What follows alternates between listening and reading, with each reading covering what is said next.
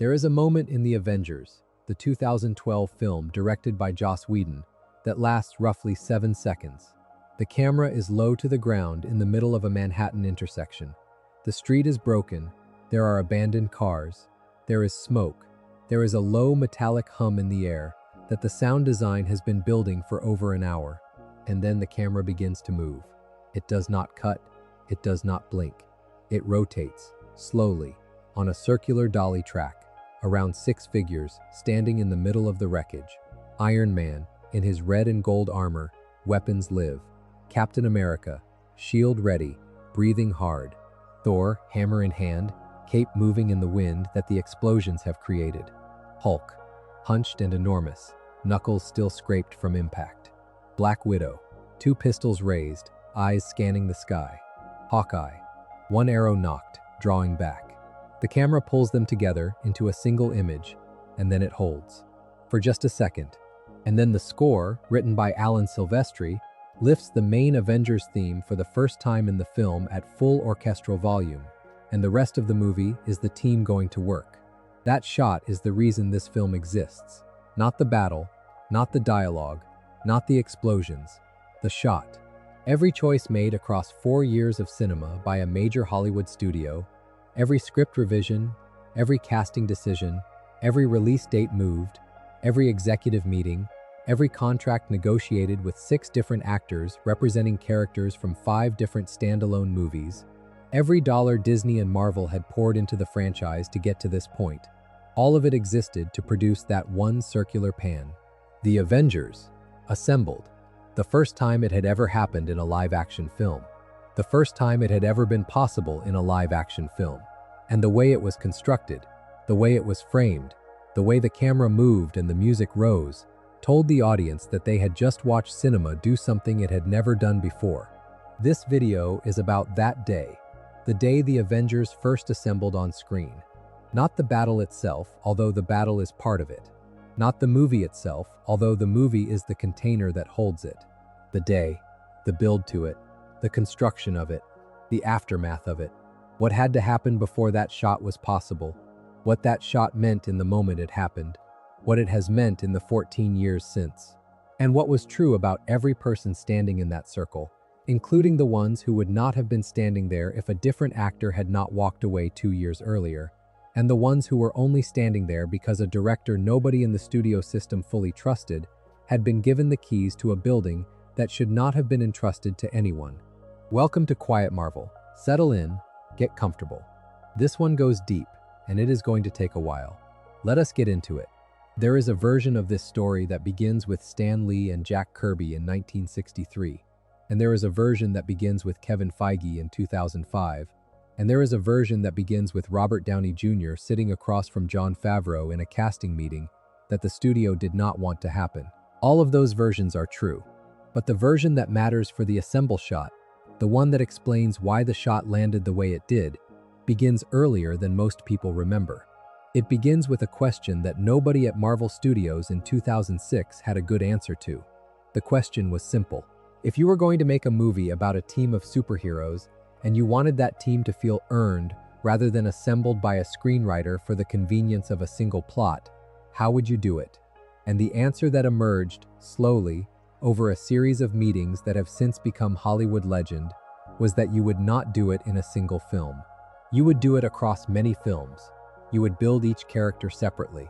You would let the audience meet them in their own context, with their own supporting cast, with their own world, with their own stakes. And then, only after the audience had spent hours getting to know each of them individually, would you put them in the same room. That was the plan. And nobody had ever attempted it before. Not at this scale, not with this budget, not with this many strands needing to coordinate. The first film in the experiment was Iron Man. It was released on May 2, 2008. It was directed by Jon Favreau, who at that point was known primarily for directing Elf and acting in Swingers. It starred Robert Downey Jr., who at that point was known primarily for being a brilliant actor who had spent much of the early 2000s in and out of legal trouble related to drug addiction, and whom the studio had been very reluctant to cast. The reasoning of the studio was not unreasonable. The character of Tony Stark is the foundation of an entire planned franchise. The actor playing him needs to be insurable. He needs to show up on set every day. He needs to not be a financial risk. Robert Downey Jr., by that measure, was a financial risk. Jon Favreau argued for him anyway. Favreau argued that Downey understood the character in a way that no other actor in the running did. He argued that Tony Stark was a man who had built a public version of himself to hide the wreckage of his private self, and that Downey, more than any actor of his generation, knew what that was like. He argued that the role required someone who could be charming and broken at the same time, in the same sentence, without breaking the rhythm. The studio relented. Downey was cast, and the moment he opened his mouth on screen, the question of whether the casting had been correct was over. Think about what that meant for the structure of everything that followed. Iron Man was a financial gamble in 2008. It was the first movie produced by Marvel Studios as a self-financed independent operation. Before Iron Man, Marvel had licensed its characters to other studios, which is why Sony made Spider-Man and Fox made the X-Men. Marvel got money for the licenses, but it did not get to control the films, and it did not get to participate in the upside if the films made hundreds of millions of dollars. After years of doing this, Kevin Feige and a handful of other Marvel executives made the case to the board that Marvel should produce its own films, using its own money, with its own creative control. The board agreed. They mortgaged a significant slate of characters as collateral on a loan from Merrill Lynch. Iron Man was the first film they made with that money. If it had failed, Marvel Studios as we now know it would not exist. There would be no Avengers, there would be no ensemble shot, there would be no 14 years of interconnected cinema. The entire experiment was riding on a film about a B-list comics character, directed by a man known for a Christmas comedy, starring an actor the studio had not wanted to cast. It made over $500 million at the global box office. It is hard to overstate, now, how unexpected that was. The character of Iron Man in 2008 was not famous. He was not on lunchboxes. He was not a cultural touchstone. Most people walking into the theater for the first time had only the vaguest idea of who he was. They left understanding him completely. They left wanting more of him.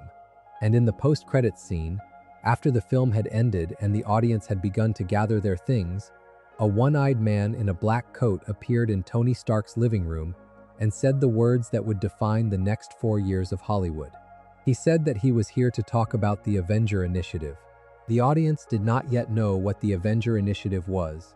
The character speaking did not explain it. The film ended. The lights came up, and everyone who had stayed for that scene walked out of the theater with a new question in their head. The question was, what is the Avenger Initiative? The answer, 4 years later, would be the shot we are talking about. But in 2008, nobody knew that yet. Nobody could have known that yet.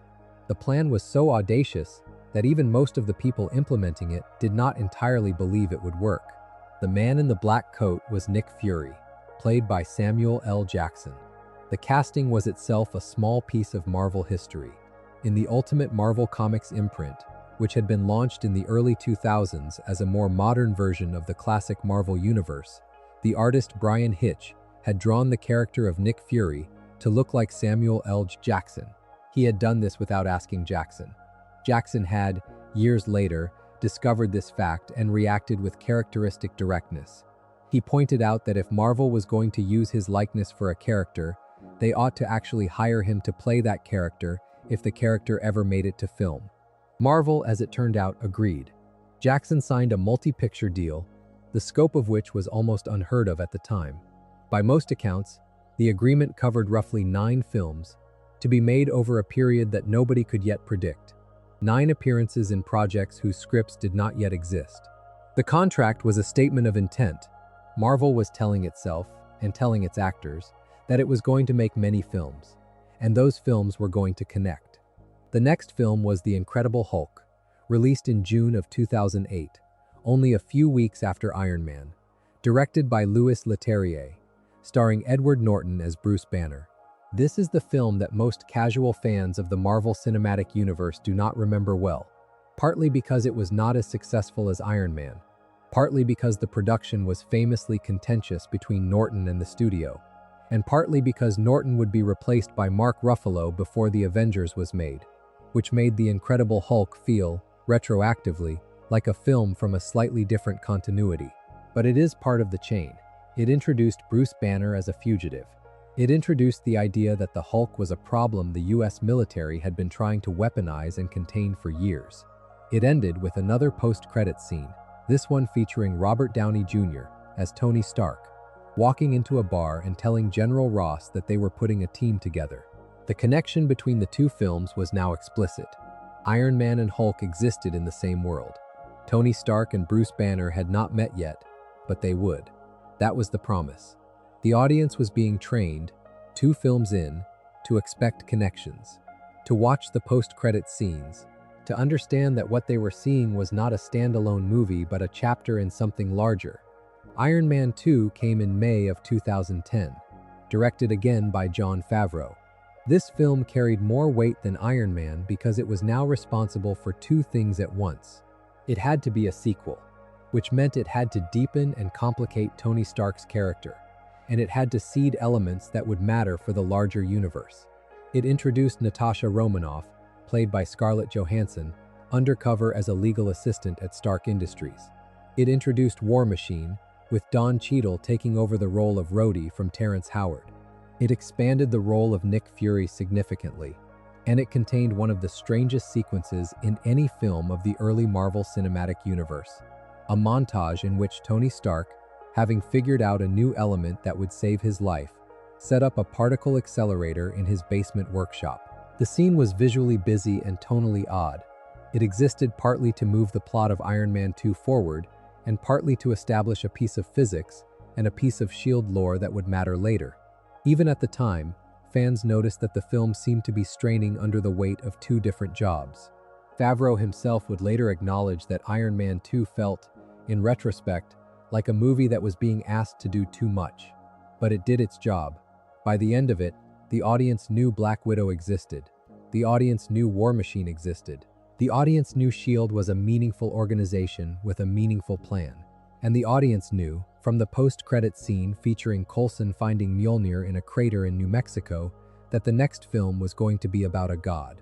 That next film was Thor, released in May of 2011, directed by Kenneth Branagh. This was the most aesthetically risky entry in the slate so far. Iron Man and Hulk had been grounded in something resembling the real world.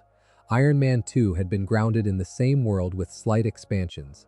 Thor was a film about a literal Norse god from a literal other dimension who got banished to Earth, found his way to a small town in New Mexico, fell in love with an astrophysicist played by Natalie Portman, and then learned to be worthy of his magic hammer. The premise was, on its face, ridiculous, and the casting of Kenneth Branagh, a Shakespearean actor and director, was a signal that Marvel knew it. Branagh understood that the only way to make Thor work as a character, in a shared universe with a man in a metal suit and a green rage monster, was to treat the Asgardian material with operatic seriousness. He directed the Asgard sequences as if he were directing a stage production of Henry V. He let Anthony Hopkins play Odin with the full weight of his abilities.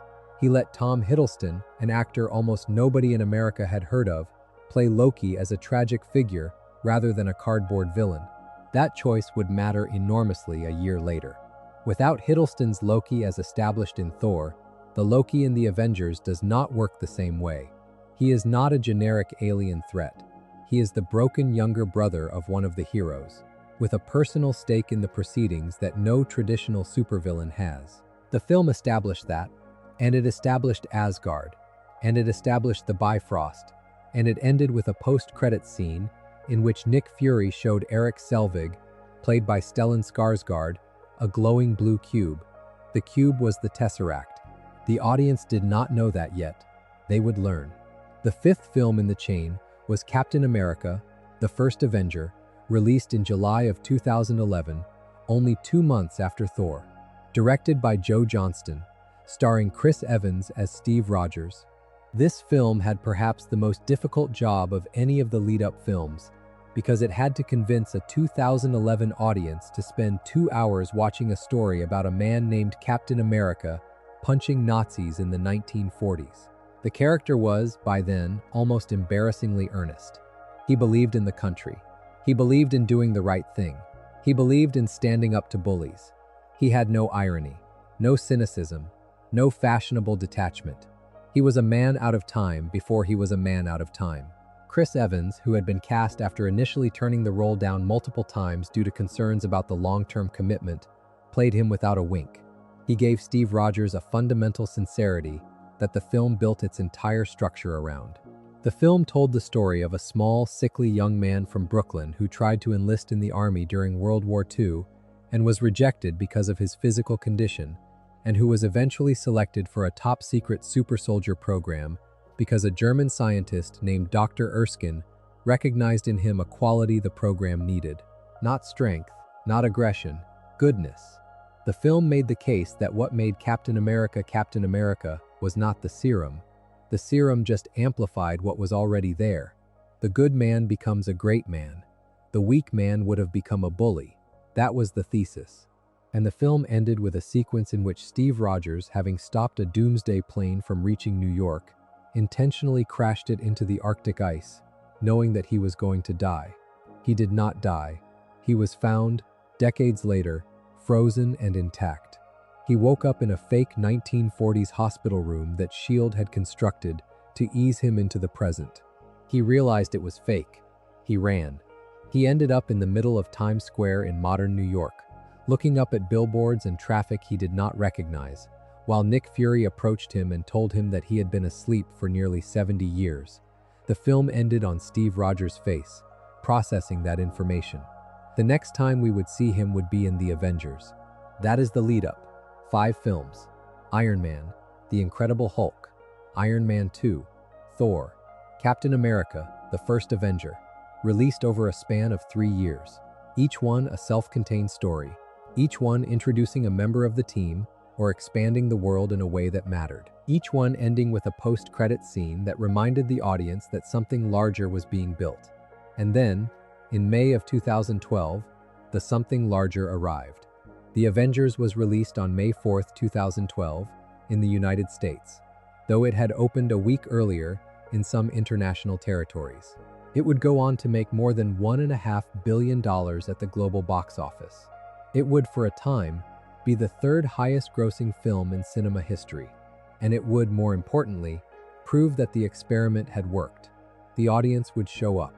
The characters could share a screen. The continuity could hold together. The shared universe model was not just possible. It was the most lucrative model anyone had ever found. If you are finding this analysis worth your time, consider subscribing. It quietly helps the channel keep making essays like this one. The director chosen for The Avengers was Joss Whedon. This was not an obvious choice in 2010, when the decision was made. Whedon, at that point, was known for his television work: Buffy the Vampire Slayer, Angel, Firefly, Dollhouse. He had directed one feature film, Serenity, in 2005, which had been a continuation of his canceled Firefly series, and which had not been a commercial success despite its passionate fan base. He had written a draft of the script for the first X-Men film, although very little of his work had ended up in the final cut. He had no track record of directing a film at the scale of The Avengers. He had no track record of working with budgets in the $200 million range. He had no track record of managing the kind of cast that The Avengers would require. He did, however, have one thing that every other director in Hollywood at the time did not have. He had spent 20 years writing ensembles. Buffy the Vampire Slayer was an ensemble. Firefly was an ensemble. Angel was an ensemble. Whedon, more than almost anyone else working in genre television, understood how to balance a group of distinct characters in a way that gave each of them their own voice, while still serving the larger story. That was the skill the Avengers needed. The directing of action sequences could be handled by a second unit and a visual effects house. The handling of 6 lead characters in conversation, each with their own arc, each with their own established relationships from their own previous films, was the actual job. Whedon could do that job. The studio bet on him. Mark Ruffalo replaced Edward Norton as Bruce Banner before production began. The reasons for the change have been discussed extensively over the years. The official explanation involved creative differences. The unofficial explanation involved disagreements about the script and about Norton's role in the editing process. Whatever the reason, The change turned out to be a fortunate one for the eventual chemistry of the film, because Ruffalo brought to Bruce Banner a quality of soft-spoken weariness that worked particularly well against Robert Downey Jr.'s manic energy. The Banner and Stark dynamic, which becomes one of the most important relationships in the film, depended on that contrast. Ruffalo's Banner is a man who has been running from himself for years. Downey's Stark is a man who has never stopped running toward himself. When they meet, in their lab on the Helicarrier, they recognize each other. Not as friends yet, but as the only two people on the team who think in the same scientific vocabulary, who can finish each other's technical sentences, who treat curiosity as a primary value. That dynamic, which would carry through the rest of the Marvel Cinematic Universe and become one of its most reliable comic and emotional touchstones, started with Whedon's choice to give Banner and Stark a series of scenes together early in the film. It worked because Ruffalo and Downey could play it. It worked because the script was written to take advantage of what Ruffalo and Downey could do. The cast was now set. Robert Downey Jr. as Iron Man, Chris Evans as Captain America, Chris Hemsworth as Thor, Mark Ruffalo as the Hulk, Scarlett Johansson as Black Widow, Jeremy Renner as Hawkeye in his first significant appearance after a brief introduction in Thor, Samuel L. Jackson as Nick Fury, Kobe Smulders as Maria Hill, a new character introduced for this film, Clark Gregg as Phil Coulson, returning from Iron Man 2, and Thor in what was now the most significant role he had played in the franchise. Stellan Skarsgård returning as Eric Selvig, Gwyneth Paltrow making a brief appearance as Pepper Potts, and Tom Hiddleston as Loki, returning as the antagonist. His role significantly expanded from his appearance in Thor. The cast was, by any standard, expensive. The negotiations had been ongoing for months. Each actor had been signed to a multi-picture deal under different terms at different points in the franchise's development. Coordinating their schedules for a single film was itself a logistical achievement. Negotiating the order of their names in the marketing materials, the size of their billing, the weight of their roles in the script, all of these were issues that had to be handled with diplomacy. Whedon, by his own later admission, spent enormous amounts of energy on what was effectively interpersonal management. The actual writing and directing was, in some ways, the easier part. Production began in April of 2011. The film was shot primarily in Albuquerque, New Mexico, and Cleveland, Ohio, with additional photography in New York City.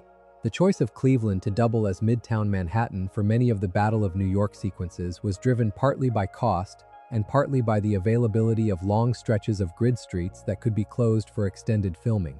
The visual effects were handled by Industrial Light and Magic and a handful of other vendors. The score was composed by Alan Silvestri, whose work on Captain America, the First Avenger, had impressed Marvel enough to bring him back for the assembly film.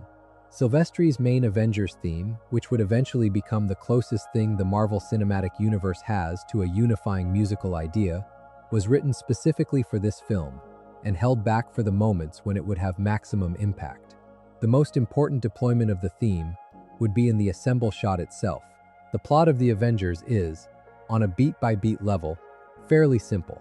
Loki, the antagonist of Thor, has been working with a powerful alien race called the Chitauri, who have agreed to give him an army in exchange for the Tesseract, which is the glowing blue cube Nick Fury had shown Eric Selvig in the post-credits scene of Thor. The Tesseract is, the audience eventually learns, an artifact of immense power that can open portals between worlds. Loki arrives on Earth through a portal opened by the Tesseract, immediately attacks a shield facility, takes control of Hawkeye and Selvig using a glowing scepter, and steals the Tesseract for himself. Nick Fury, recognizing that this is exactly the kind of global threat he had been preparing for, activates the long-dormant Avenger Initiative. He sends Coulson to recruit Tony Stark. He sends Natasha Romanoff to recruit Bruce Banner. He goes himself to recruit Steve Rogers. Thor arrives on Earth on his own, drawn by the Tesseract's activation. The team is assembled, reluctantly, aboard the Helicarrier. They argue, they fail to cooperate. Loki, captured and brought aboard, manipulates them from his cell. The Helicarrier is attacked. The team scatters. Coulson is killed by Loki. The death of Coulson is the moment that finally unites the team. They reconvene in New York, where Loki has begun to open the portal that will let the Chitauri army through. They fight the Battle of New York. They win. They part ways. That is the plot. That is the structure. And it sounds, in summary, like a fairly standard action film plot, because it is. The thing that makes the Avengers is not the plot. It is the texture. It is the relationships. It is the way the film treats its assembled cast as people rather than as deployable units of the franchise. It is, more than anything else, the way the film holds back the assemble shot until the moment when the shot can carry the full weight of every relationship that has been developed. Think about how this could have been done badly. Think about a version of this film where the team comes together immediately, where they meet at the start of the second act and begin functioning as a unit, where the assemble shot happens before the audience has earned it. That version of the film would have been a competent action movie. It would not have been a cultural event. The reason the assemble shot lands is that the film has spent nearly 2 hours showing you these people not being a team. Steve Rogers and Tony Stark openly distrust each other. Their initial encounter, on the Helicarrier, is structured almost as a scene of mutual disgust. Steve sees Tony as a self-absorbed celebrity who would not be willing to make sacrifices when the moment came. Tony sees Steve as a propaganda figure, a man whose entire identity is built on the costume rather than on anything underneath it. Their argument escalates to the point where Tony, in a line that has been quoted endlessly since, makes a cutting comment about Steve being nothing without the suit. Steve, in response, points out that Tony has never put himself on the line for anyone. The argument is interrupted before it can become a fight, but the tension stays. It stays through the entire first half of the film. It stays until the moment Coulson dies, and only then does it begin to dissolve. That is the structure. That is the reason the ensemble works. The other relationships work the same way. Bruce Banner does not want to be on the team.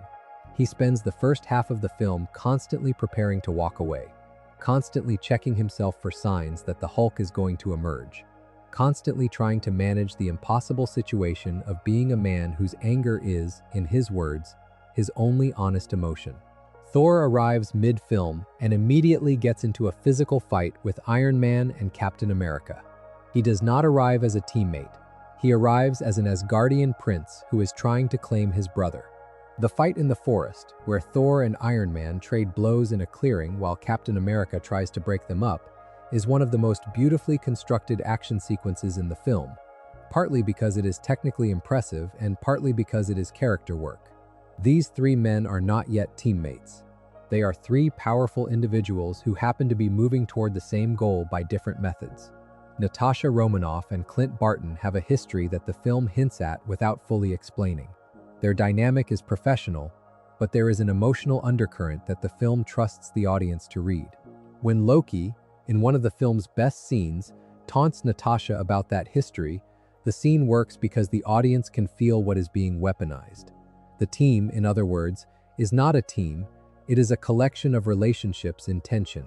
Some of those relationships are friendly, some are antagonistic, some are unresolved, none of them are operating as a unit. And the film keeps it that way, deliberately, for as long as possible. This is what makes the ensemble shot work. The shot is not the moment when the team forms. The team has already formed, by the time the camera begins to rotate. The team formed in the hour and a half before that shot, through the death of Coulson, through the speech Captain America gave on the rooftop, through the moment Tony said the words about flying a missile through a wormhole, through every smaller decision that had been made by every character to keep showing up, despite the personal cost. The shot is the visual confirmation of something that has already happened narratively. It is the moment when the film says, yes, you were right, you felt it. They became a team. Now look at them. That is the function of the shot. That is why it has the weight that it has. It is not asking you to believe in something new. It is showing you something you already believe. That is what the next section is about. The construction of the Battle of New York. The choices the film makes in the third act. The way each character is placed, in physical and emotional space, before the shot can happen. We will get to the shot itself, in detail, in a later section. But first, we have to look at how the third act begins. Because the third act begins with a death. The Helicarrier is the floating aircraft carrier that S.H.I.E.L.D. uses as its mobile command base. and it serves as the location for almost the entire middle section of the Avengers. Visually, it is one of the strongest production design choices in the film. It is an enormous metal vessel with multiple rotors that allow it to lift off the ocean and hover at high altitude, sometimes invisible due to refraction technology that bends light around it. The decision to put the team in this environment for most of the second act is, in retrospect, brilliant. It traps them together. It removes the option of walking away. It places them in a space that belongs entirely to Nick Fury, which means the dynamic of the team is, from the moment they board, the dynamic of guests in someone else's house. They can disagree, they can refuse, they can fight, but they cannot leave, not easily, not without confronting the fact that they had agreed to be there. The Helicarrier is the pressure cooker, and the film uses it deliberately. The first time Bruce Banner walks onto the bridge, the film handles the moment with a restraint that most blockbusters would not have shown. Banner is led through the corridors. He is uncomfortable. He is wearing a suit that does not fit him properly, because he is a man who has been on the run for years and who has not had reason to wear a proper shirt in some time. When he sees the open ocean through the windows, he stops. He realizes what kind of vessel he is on, and then the bridge personnel begin the takeoff sequence. The Helicarrier lifts out of the water. The shot of Banner's face during this sequence is one of the quiet character moments that the film is built on. He does not say anything. He does not react with awe or with fear. He simply takes it in, the way a man who has spent years assuming that the world has already shown him everything it has to show would take in evidence that he was wrong. Banner has been hiding from himself. The Helicarrier is the kind of thing that reminds you that the world is still larger than the small life you have been trying to live inside. Mark Ruffalo plays this scene the way he plays most of his scenes in the film, quietly, watchfully, without ever quite committing to a single emotion. There is a thing Ruffalo does with Banner throughout the film that is worth pointing out, because it is the kind of acting choice that does not get praised at the time but that builds the character entirely. He never lets Banner relax. Not entirely. Even when Banner is making a joke, even when Banner is engaged in a conversation he is enjoying, there is always a small portion of his attention turned inward, monitoring his own pulse, checking for the signs that the Hulk is rising. It is the performance of a man who has trained himself to never fully be present, because the moment he is fully present is the moment he loses control. Banner cannot ever be still. He cannot ever be calm in the way that other people are calm. His calm is an active discipline, not a default state. Ruffalo plays that. It is in every shot, and it is the reason the later moment with the "I am always angry" line lands the way it lands. Loki arrives on the Helicarrier as a prisoner. He has been captured by Iron Man and Captain America in Germany in a sequence that serves partly as the team's first action together and partly as the formal introduction of Loki as the antagonist. Loki, as played by Tom Hiddleston, is a different kind of villain than blockbuster films had been giving audiences for years. He is not a brute. He is not motivated by simple greed or simple destruction. He is motivated by a grievance against his brother and against his adoptive family, which the audience already understands from Thor, and which the film does not bother to over-explain. Loki wants to rule. He wants to be feared. He wants to demonstrate that he is the equal of his brother and the superior of the humans who keep getting in his way. Hiddleston plays this not as menace but as wounded pride. Every smile Loki gives is the smile of a younger sibling who has been told for years that he is not as important as his older brother and who has decided to make the world watch what he can do. The danger of Loki is not his power. His power, by the standards of the film's eventual scale, is modest. The danger of Loki is his ability to read the people around him and to find the words that will hurt them most. He demonstrates this ability with Natasha Romanoff in the scene that is, by a significant margin, the best dialogue scene in the film. Natasha enters Loki's cell on the Helicarrier, ostensibly to interrogate him.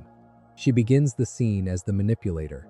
She tells him a story about her past, about a man she had been close to who is now under Loki's control, about her own debts and the lengths she would go to in order to balance them. Loki listens, he smiles, and then he turns the scene around. He uses everything she has told him to tear into her. He describes, in graphic detail, what he is going to do to the man she cares about. He calls her by a deeply derogatory term that the studio reportedly insisted Whedon could keep, partly because most American audiences would not know what the word meant. He tells her that she is sentimental, that she is weak, that her ledger is dripping. He pushes and he pushes until it appears that he has broken her. Natasha turns away from the cell, her composure visibly cracking, and then she turns back, and she thanks him because he has just told her, without realizing it, what his plan is. The whole scene has been her interrogation. She let him think he was winning so that he would say the one thing she needed to hear. And then she walks out, calm again, to deliver the intelligence to Fury. That scene is the most underrated piece of writing in the film. It is the scene that establishes that Black Widow, who in the comics and in the film's marketing was often treated as the obligatory female team member, is in fact one of the most dangerous and intelligent people on the team. Scarlett Johansson plays it with a control that is almost frightening. She lets the audience see her break, or appear to break, and then she lets the audience see, in a single shift of her expression, that she has been in control the entire time. The scene also tells you something important about the film's approach to its female lead. The film does not make Black Widow a fighter primarily, although she fights. The film does not make her a love interest, although there are hints of attachment between her and Hawkeye. The film makes her a tactician, an intelligence professional, a person whose primary weapon is her mind. That is the thesis of the character, and it is established in this single scene more clearly than in any other moment in the first half of the film. While this is happening, the rest of the team is fragmenting. Banner is in the lab, working with Tony Stark to locate the Tesseract. Tony has been needling Banner for the entire scene, openly trying to get him to drop his guard, openly testing the limits of his self-control, in part because Tony genuinely thinks Banner is being too cautious, and in part because Tony, like most of the team, does not yet understand the depth of what Banner is managing. Steve Rogers walks in on this and tells Tony to stop. The argument that follows is the one that defines the team's broken dynamic before the third act forces them back together. Tony accuses Steve of being a Boy Scout. Steve accuses Tony of being a man who would never make a real sacrifice. Thor enters and gets pulled into the orbit of the argument. Fury enters. The argument expands. Loki, in his cell, listens. He has been waiting for exactly this. He has been counting on exactly this. The team is doing his work for him. It is at the peak of this argument that Banner picks up the scepter. He does this without realizing it.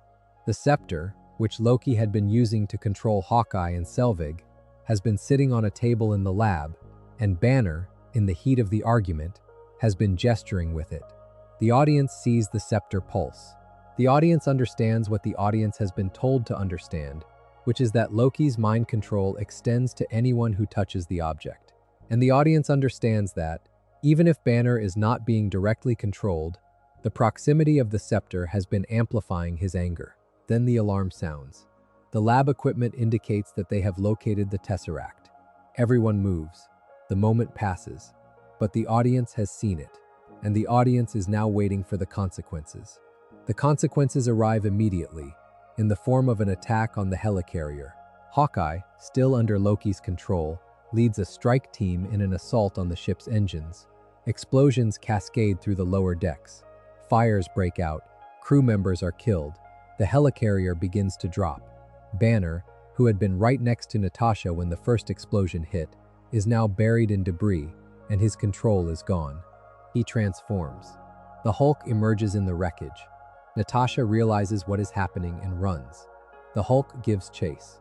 The sequence that follows is, in many ways, the most terrifying action in the film, because it is not the heroes against an enemy. It is one of the heroes against another. Natasha, who has faced down Loki and survived, who has fought through dozens of trained men in the opening of the film, is reduced to terror in the face of the Hulk. She hides in pipes. She tries to slow her breathing. Her hands shake. The Hulk smashes everything around her looking for her. She is saved only by the arrival of Thor, who tackles the Hulk and drags him out of the corridor and into a long and brutal fight that takes them through multiple levels of the ship and eventually into the open air. The fight between Thor and the Hulk is, mechanically, an action set piece. It is also, narratively, the moment where the film tells you that even the strongest member of the team cannot handle the Hulk in his uncontrolled state. Thor, the god, the Prince of Asgard, is not enough to stop him. The Hulk is hurled out of an opening in the side of the helicarrier and falls toward Earth, eventually landing in a warehouse in an unspecified location, where he transforms back into Banner and lies on the ground, naked and alone, the way the Hulk's transformations have always left him. The film cuts away from him. He is, for now, out of the story. He will come back, but he has to come back on his own terms. Nobody can carry him there. Meanwhile, the helicarrier is failing. Tony, in his suit, is trying to repair the damaged rotor. Steve, without armor, without powers, without anything but his shield and his judgment, is trying to help him from the engine room, exposed to the open sky and to the spinning blades. There is a moment in this sequence where Steve has to slip past the rotor, which is now spinning at maximum power because Tony has restored its function, and where his life depends on him pressing himself flat against a piece of steel for several seconds while a blade passes inches from his back. The film shoots this in tight close-up, Steve's face filling the frame, the blade rushing past behind him. It is a small moment in a sequence of large moments, but it tells you something about Steve that has been established and re-established throughout the film. He does not hesitate. He does not weigh the personal cost. He sees what needs to be done and he does it. That is the entire character. That is what Tony, earlier in the film, had accused him of not being capable of. And Steve is in this moment demonstrating it. Tony is not there to see it. The film is. Hawkeye, still under Loki's control, is fighting his way through the upper decks of the ship. Natasha catches up to him. The fight between them is the only direct one-on-one combat in the film between two trained human characters with no special powers, and it is shot accordingly, all hand strikes and joint locks and impacts. Natasha eventually disables him by slamming his head against a metal railing hard enough to knock him out, and, the film implies, also hard enough to break Loki's hold on his mind. When Hawkeye wakes up, restrained, he is himself again. He is also devastated. He remembers everything he did under Loki's control. He has killed people, he has betrayed colleagues. He sat across from someone he had known for years and used everything he knew about her to harm her. The film does not have time to fully explore Hawkeye's grief. The film is moving toward its third act, but Jeremy Renner plays the moment of his return to himself with enough specificity that the audience knows, without being told, that the rest of his arc is going to be about earning back what he was forced to take. And then there is Coulson. Phil Coulson, the S.H.I.E.L.D. agent the audience has known since Iron Man, the bureaucratic figure who had been quietly weaving the universe together across 4 films, the man who had asked Tony Stark for an interview about the events in New Mexico, the man who had stood in the desert next to Mjolnir, the man who had told Steve Rogers in the very film we are watching that he had watched him sleep. Coulson is the connective tissue of the franchise.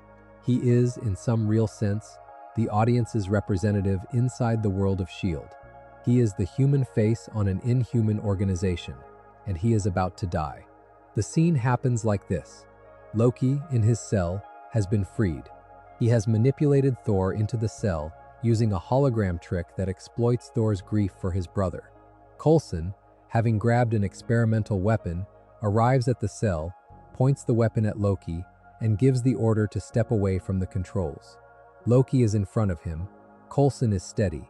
He has a weapon that, the film tells us, has the potential to incapacitate even a god. And then the real Loki, who had not been in front of Coulson at all, who had been hidden behind him using his magic, emerges from behind Coulson and stabs him through the chest with the scepter. Coulson falls. He does not die immediately. Thor, trapped in the cell, watches Loki press a button that drops the cell out of the bottom of the helicarrier with Thor still inside it. Loki turns to Coulson and looks at him with what is not quite pity, but is also not quite indifference. Coulson, in his final moments, lifts the weapon. He fires it. The weapon discharges with a force that throws Loki through a wall and into the room beyond, leaving him momentarily incapacitated. Coulson, dying, tells Loki that he is going to lose because he lacks conviction.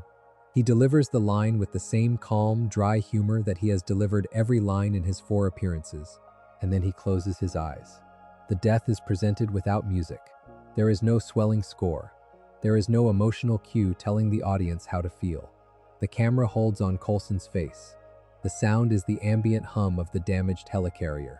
The death is, in the moment, presented as an event. The film does not let you cry yet. The film makes you sit with the fact that someone you have known and liked for 4 years is now gone. The scene that immediately follows is the scene that defines the rest of the film. Nick Fury, in the briefing room, walks toward the assembled remnants of his team.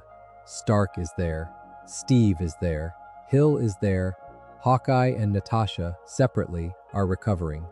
Fury walks up to the table. He looks at the 2 men who had been arguing for the entire film, and he produces, from inside his coat, a stack of bloodied vintage Captain America trading cards. He tells them that Coulson had been carrying the cards, that he had wanted Steve to sign them, that they had been in his locker, that he had been waiting for the right moment to ask. The cards are smeared with blood. They are damaged. The film holds on Steve's hand as he picks one up and looks at it. It holds on Tony's face as he stares at the cards. Fury speaks. He tells them that the world is full of people who had to be reminded what is at stake. He tells them that Coulson believed in the team. That belief, Fury says, is the only thing that has ever held them together. He pauses, and he tells them that they are not the heroes they thought they were, that they are not, perhaps, even heroes at all, that they could be something more, if they wanted to be. The scene is, of course, partly manipulation. As far as fans have pieced together, Nick Fury lied about a key detail. The cards were not in Coulson's locker. They were in his coat, and Fury, by most accounts, had taken them and bloodied them himself to weaponize Coulson's death and force the team to commit. That detail, when it later becomes known, complicates Fury as a character significantly. But in the moment, in the film, the audience does not know that. The audience sees what Steve and Tony see. The audience sees the cards. The audience sees a man who is dead because the team failed to come together, and the audience watches that information land. Tony leaves the room. Steve follows him. The 2 of them end up in the cell from which Loki escaped. There is a small, almost throwaway scene here, in which Tony asks Steve to talk strategy with him about Loki, and Steve, instead of arguing, walks through it with him. They talk about Loki's psychology. They talk about what Loki would do, given what they know about him. They figure out, together, what Loki's next move is. Loki, they conclude, is not going to hide. He is not going to wait. He is going to put on a show. He is going to do something so spectacular and so public that the entire world will know who he is. And there is only one location, Tony realizes, that he can do that from. Loki has been working with Erik Selvig to construct the portal device that will let the Chitauri army through. The device requires power, and Tony's tower, the new Stark Tower he has just built in Midtown Manhattan, runs on a clean energy source powerful enough to support the device's operation. Loki is going to open the portal from Stark Tower. The Battle of New York is going to begin there. If you are still with me, and the rhythm of this is doing its job, a quiet subscribe goes a long way toward keeping the channel alive. No pressure. We will keep going either way. The 3rd act of the Avengers begins with the team scattering toward New York. Tony flies. Captain America, Black Widow, and Hawkeye take a SHIELD Quinjet that Hawkeye, despite the recent past, has cleared himself to fly. Thor is missing, having fallen with the cell to an unknown location. Banner is missing, somewhere in a warehouse, recovering. Fury is stuck on the Helicarrier, dealing with the political fallout of his decisions and the World Security Council's growing impatience with the situation. The team is incomplete. The team is unprepared. The team is moving toward a battle in which they are outnumbered by an alien army of indeterminate size. And the film, having dragged you through the slow construction of who these people are, now begins to let them go to work. Tony arrives at Stark Tower first. He lands on the platform that he had built for the manual ingress and egress of his suit. He walks across the platform as the suit is removed from him by his automated systems, ending up in a casual outfit by the time he steps into the penthouse. Loki is there, standing at the bar. The scene that follows is, in writing terms, a setup for everything Whedon does well. It is a conversation. Two characters in a room. One of them is a powerful alien with a magical scepter. The other is a human in a sport coat. Tony walks to the bar, pours himself a drink, offers Loki one. Loki refuses. Tony tells him that he is going to lose. Loki, surprised by this assertion, asks why. Tony tells him. He tells him about the team. He tells Loki that, even setting aside the team, there is a personal vendetta now. Tony refers to Coulson by name. He refers to the team as friends. He tells Loki that, if the team cannot stop him, they will avenge him. The word avenge in the dialogue is of course the title of the film, and the moment when the word is spoken aloud is one of the moments where Whedon shows you that he understands what he is making. He is not subtle about it. He is not trying to hide it. He is telling you, in case you had not been paying attention, what the team is and what they are for. Loki, of course, presses the scepter against Tony's chest. The scepter, which has worked on every other person Loki has touched it to in the film, does not work on Tony. It bounces off. The film does not explain why in the moment. It implies, with a small visible effect, that Tony's arc reactor, the device implanted in his chest that keeps him alive and that powers his suits, is interfering with the scepter's effect. The implication is enough. The audience accepts it. And Tony uses the moment of confusion to back away from Loki and signal to his suit, which has been flying through the city following his transponder, to deploy. He runs out of the penthouse window. The suit catches up with him in midair, assembling around his body as he falls. He flies back at the tower. Loki, regaining his composure, picks Tony up by the throat and throws him out of the penthouse window into the city. The Tesseract device, on top of the tower, activates. The portal opens. The Chitauri begin to pour through. The Battle of New York begins. The Chitauri are an alien race that the film treats as essentially anonymous foot soldiers. They are humanoid, armored, weaponized, and disposable. The film does not give them individual personalities. The film does not give them a homeworld we visit. The film treats them as a swarm. This is, in narrative terms, the correct choice for the kind of film the Avengers is trying to be. The villain of the film is Loki, who has a face and a name and a history with one of the heroes. The Chitauri are the army he has rented, the threat that lets the team show what they can do. The film does not need to humanize them, because the film is not asking the audience to feel about them. The film is asking the audience to feel about the team. The Chitauri are the canvas. The team is the painting. But the Chitauri have one design element that matters significantly, which is the Leviathans. The Leviathans are enormous, armored, snake-like creatures that come through the portal alongside the foot soldiers. They are, visually, the most impressive thing in the third act. They twist through the air between buildings. They smash through the sides of skyscrapers.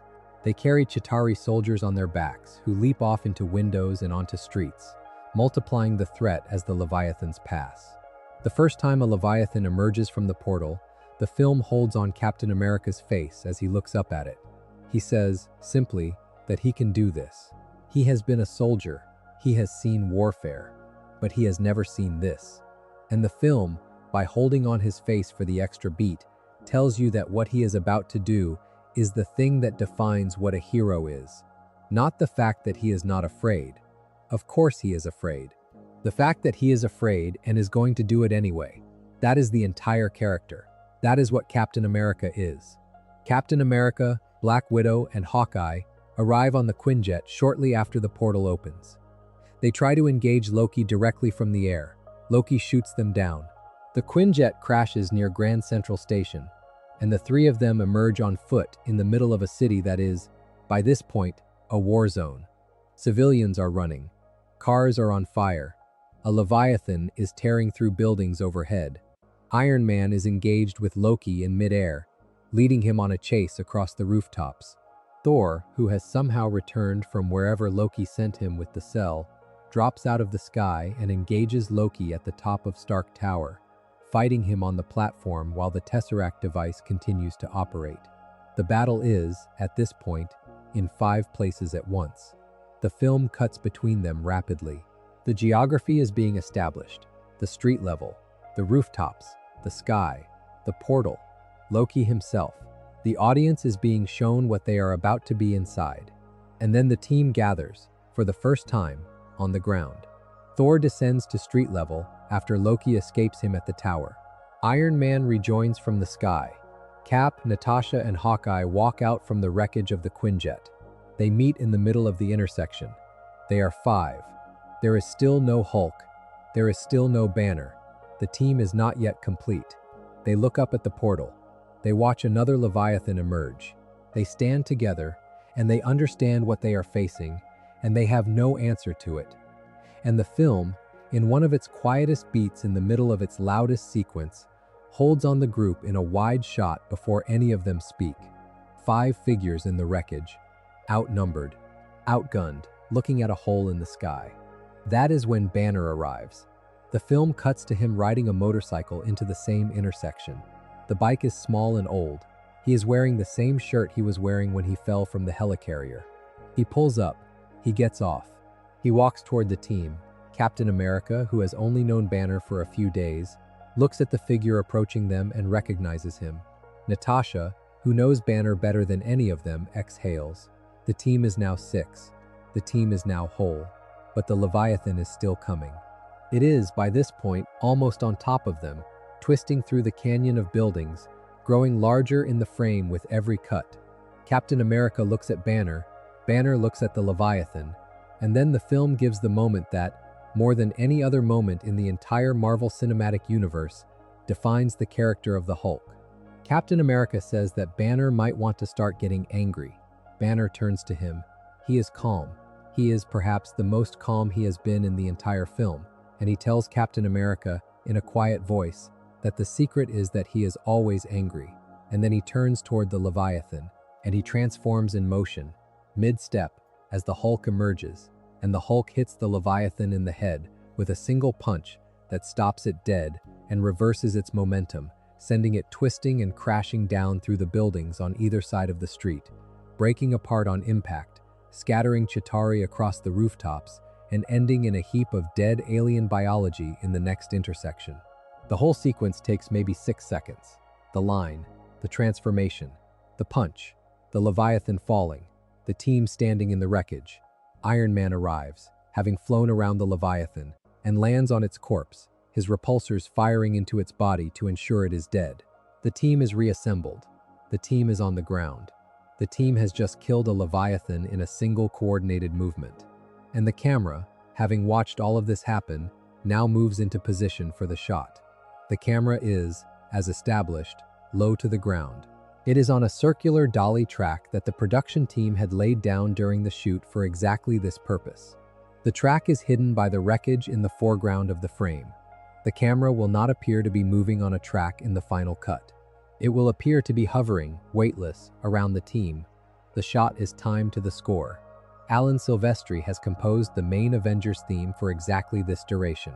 The orchestra is positioned to deliver the theme at exactly the volume the shot requires. The visual effects team has been working for months on the integration of the Leviathan corpse in the foreground, the smoke effects, the lighting, the small details of dust and debris that make the shot feel real. The actors have been positioned in the circle in an order that is not random.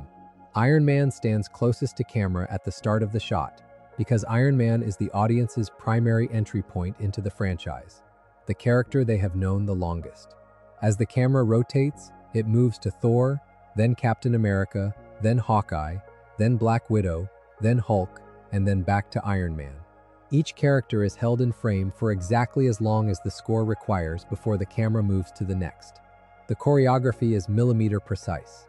The shot, as it appears in the final film, is the result of literal months of preparation for a single 7-second sequence. And it works because of everything that has come before it. Take any single character out of the shot. Take any single relationship out of the film. Take any single moment of conflict out of the previous 2 hours, and the shot does not have the weight it has. The shot works because Tony and Steve had been fighting for the entire film and are now standing together. The shot works because Banner had been hiding from the team and had just decided to stop. The shot works because Thor and Hulk had been physically beating each other less than an hour earlier in story time and are now back to back. The shot works because Natasha and Hawkeye, who had been on opposite sides of the helicarrier attack against their will, are now beside each other with their weapons drawn. The shot works because Coulson is dead. The shot works because Fury is watching from the helicarrier. The shot works because the audience has been waiting for this exact image for 4 years and 40 minutes of screen time, and the film has finally decided to give it to them, and the film has chosen to give it to them not as a triumph but as a statement of intent. The team is not yet victorious. They are still outnumbered. They are still about to fight. The shot is not the ending. The shot is the moment before the work begins. That is the entire point of the shot. The shot says, now they are going to do it. Not now they have done it. Now they are going to. Let that sit for a second. Because this is the part of the analysis that is easy to miss if you focus only on the spectacle of the moment. The ensemble shot is constructed deliberately as a beginning rather than an ending. The film could have used the shot as a victory beat. It could have placed the shot at the end of the battle, after the team had won, after Loki had been defeated, after the portal had been closed. The shot would have functioned as a curtain call, as a final image, as the closing thesis of the film. Whedon chose, instead, to place the shot in the middle of the action, before the team has accomplished anything, before any meaningful enemy has been defeated, before the audience has any concrete reason to believe the team will succeed. The shot is not a reward. The shot is a promise. The shot says, now look at them. Now you are about to see what they can do. And the rest of the third act is the show. What the rest of the third act actually consists of, mechanically, is a series of small scenes that each demonstrate one or more members of the team in their element. The film, having shown you the team as a unit, now shows you the team as individuals, distributed across the battlefield, each doing the specific thing only they can do. Captain America directs the local police, becoming for the first time in the film what the audience has been waiting for him to become, which is a leader. Black Widow goes after the portal device, climbing up the side of Stark Tower in pursuit of the Tesseract. Hawkeye takes a position on a rooftop and provides air control, firing arrows that take down Chitauri flyers and clear paths for civilians. Thor goes after the Leviathans, using Mjolnir and lightning to bring them down one by one. Iron Man flies cover, drawing the Chitauri's attention upward and away from the streets. The Hulk handles whatever needs to be handled at street level, which mostly consists of breaking things until they stop coming. Each of these characters gets their own showpiece moment.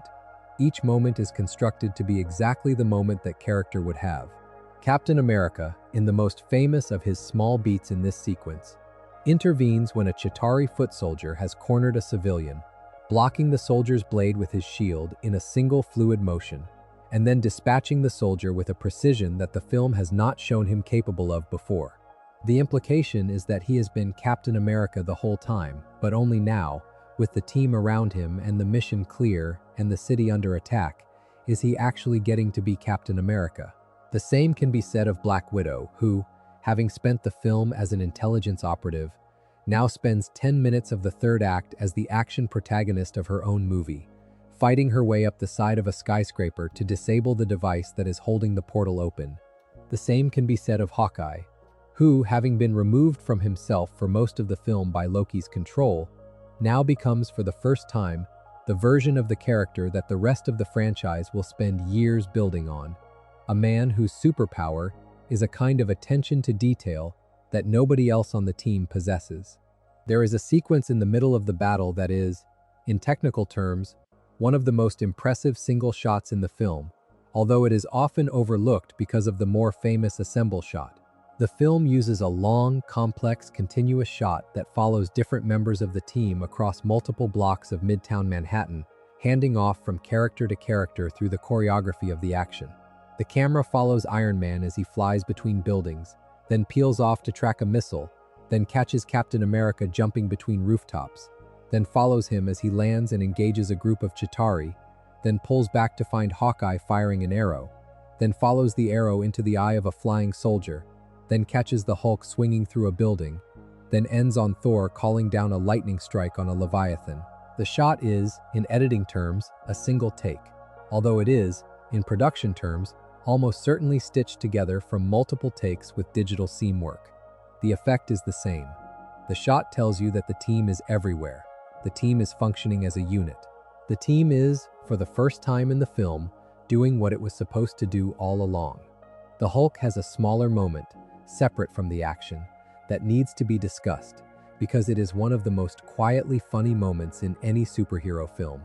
Loki, after the Hulk's arrival, retreats to the penthouse of Stark Tower. The Hulk follows him. Loki, attempting to assert his dominance, gives a speech. He tells the Hulk that he is the equal of any being on this world, that he is a god, that the Hulk should bow to him. He delivers this speech with all of the operatic seriousness that Tom Hiddleston has brought to the character across 2 films now.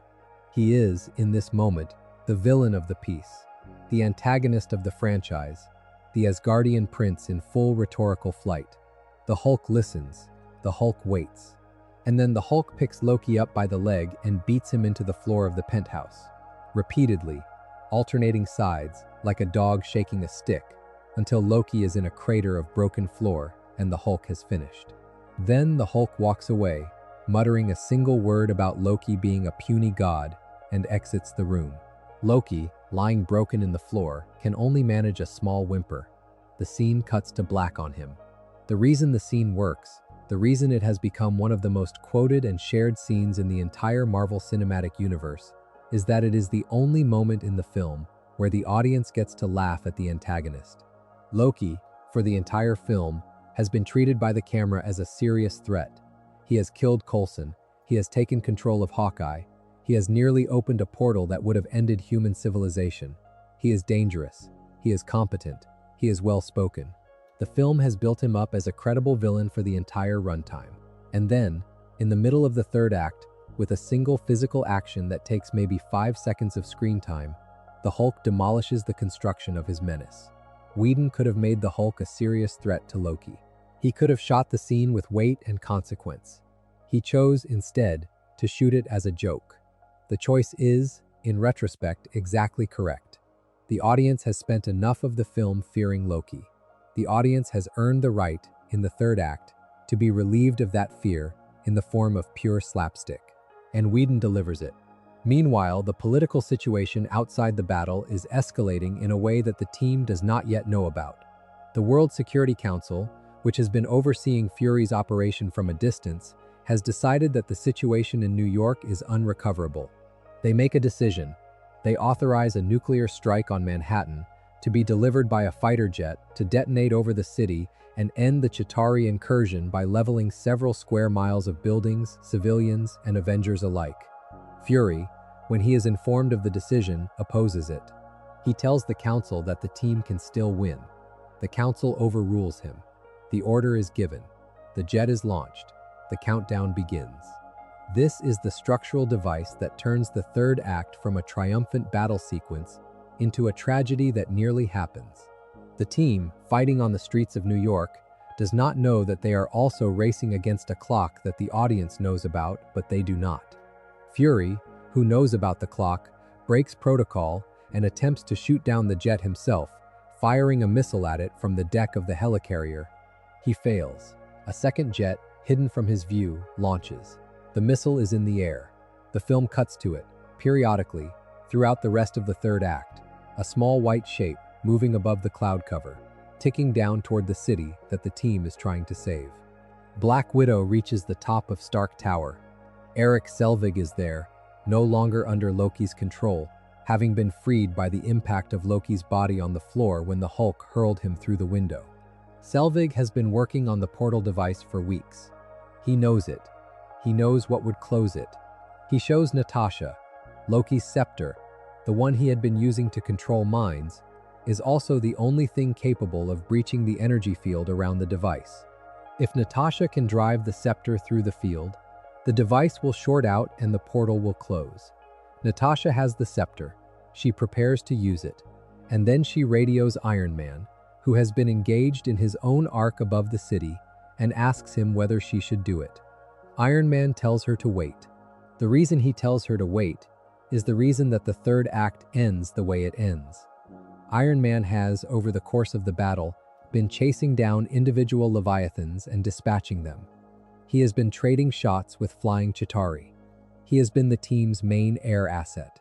And he has been hearing, over his suit's open channels, the conversation between Fury and the Council. He knows about the missile, he knows what is coming, and he knows that, if Natasha closes the portal before the missile arrives, the missile will detonate in the middle of Midtown Manhattan and kill everyone within a several-mile radius, including the team. The only way to save the city is to redirect the missile away from the city and through the portal, into the alien fleet on the other side, before the portal closes. There is a problem with this plan. The plan requires Iron Man to physically catch the missile in midair and carry it through the portal. The plan requires Iron Man to be on the other side of the portal when the portal closes. The plan requires Iron Man, the man who Steve Rogers had accused early in the film of being someone who would never make a real sacrifice, to make a real sacrifice in real time, alone, on a moment's notice, with no certainty that there is anything on the other side of the portal that would let him survive. And Iron Man, having considered the math, decides to do it. He flies up. He intercepts the missile over the city. He grabs it. He turns. He aims for the portal. He calls Pepper Potts as he flies, because she is the one person he wants to speak to, but she does not answer. He calls anyway, just so that there will be a message on her phone, just so that the last sound she hears from him will be his voice. He does not get a chance to say much. He flies into the portal carrying the warhead. The film cuts to space on the other side. The audience sees what the audience and the team have not yet seen, which is the full scale of the Chitauri fleet. It is enormous. It stretches for miles in every direction. Iron Man releases the missile. The missile flies into the heart of the fleet. The fleet detonates. The detonation spreads outward in a chain reaction. The Chitauri foot soldiers on Earth, who were apparently being kept alive by some central control signal from the fleet, all collapse simultaneously, like puppets whose strings have been cut. The Battle of New York is, in that instant, over. But Iron Man is still on the other side of the portal. The portal is still open, and Natasha, having received no further instruction, has to close it before any other fleet on the other side can come through. She makes the call. She thrusts the scepter into the field. The portal begins to collapse. Iron Man, on the other side, is in vacuum, his suit's power dying, the explosion of the fleet still expanding behind him. He is unconscious. He is falling back toward the portal. The portal is closing. There is a moment, maybe a second, where the film holds on the closing iris of the portal, and the question is whether Iron Man will fall back through in time. He does. He slips through at the last possible instant. The portal closes behind him, and he is now in free fall, unconscious, over Manhattan, several thousand feet up, with no power. The film cuts to Thor and Captain America and Hulk on the street, watching him fall. Hulk leaps. Hulk catches him. Hulk lands. The three of them are around him on the ground. They remove his face mask. Iron Man is not breathing. There is a long moment where the film makes the audience believe that Tony Stark has died. The team gathers around him. Thor's face. Captain America's face. The framing tells you that this is the end. This is what the team's first victory cost. They saved the city, they lost one of their own, and then the Hulk roars, directly into Tony's face, an enormous primal sound, and Tony jolts awake. He looks up. He asks, in his first words after being declared dead, whether anybody happened to kiss him. The team laughs. The threat is over. The day is theirs. And the film gives them, in that moment, the brief shared exhale that they have earned. The remainder of the film is denouement. Loki, broken in the floor of the penthouse, is restrained by Captain America and Hawkeye. He is taken away by Thor, who will return him to Asgard to face the consequences of his actions. The team disperses, briefly, to the various lives they had been pulled from. There is a quiet scene in a S.H.I.E.L.D. office where Fury is asked by the Council why he is letting the team go their separate ways, and he tells them that the team has earned the right and that they will return if they are needed. There is a montage of news coverage about the Battle of New York, showing how the world is reacting to the public confirmation that aliens exist and that humanity has just been visited by a team of superheroes who saved them from an extraterrestrial invasion. There is a brief shot of the team parting on a tarmac. Thor and Loki leave through a portal. Bruce Banner gets into a car with Tony Stark, who will drop him at a SHIELD facility. Captain America rides off on a motorcycle. Black Widow and Hawkeye walk away together. The team is, briefly, a team no longer. They are individuals again. But the door is open. The structure has been proven. And then the film has two post-credits scenes. The first is a brief glimpse of the alien overlord who had been doing business with Loki, a purple-skinned figure on a throne, who, when informed by his lieutenant about the failure of the Chitauri invasion and the existence of the Avengers, smiles. He smiles because, in his words, attacking Earth would be courting death. The character, named Thanos, will not return to the franchise in any significant way for 6 more years.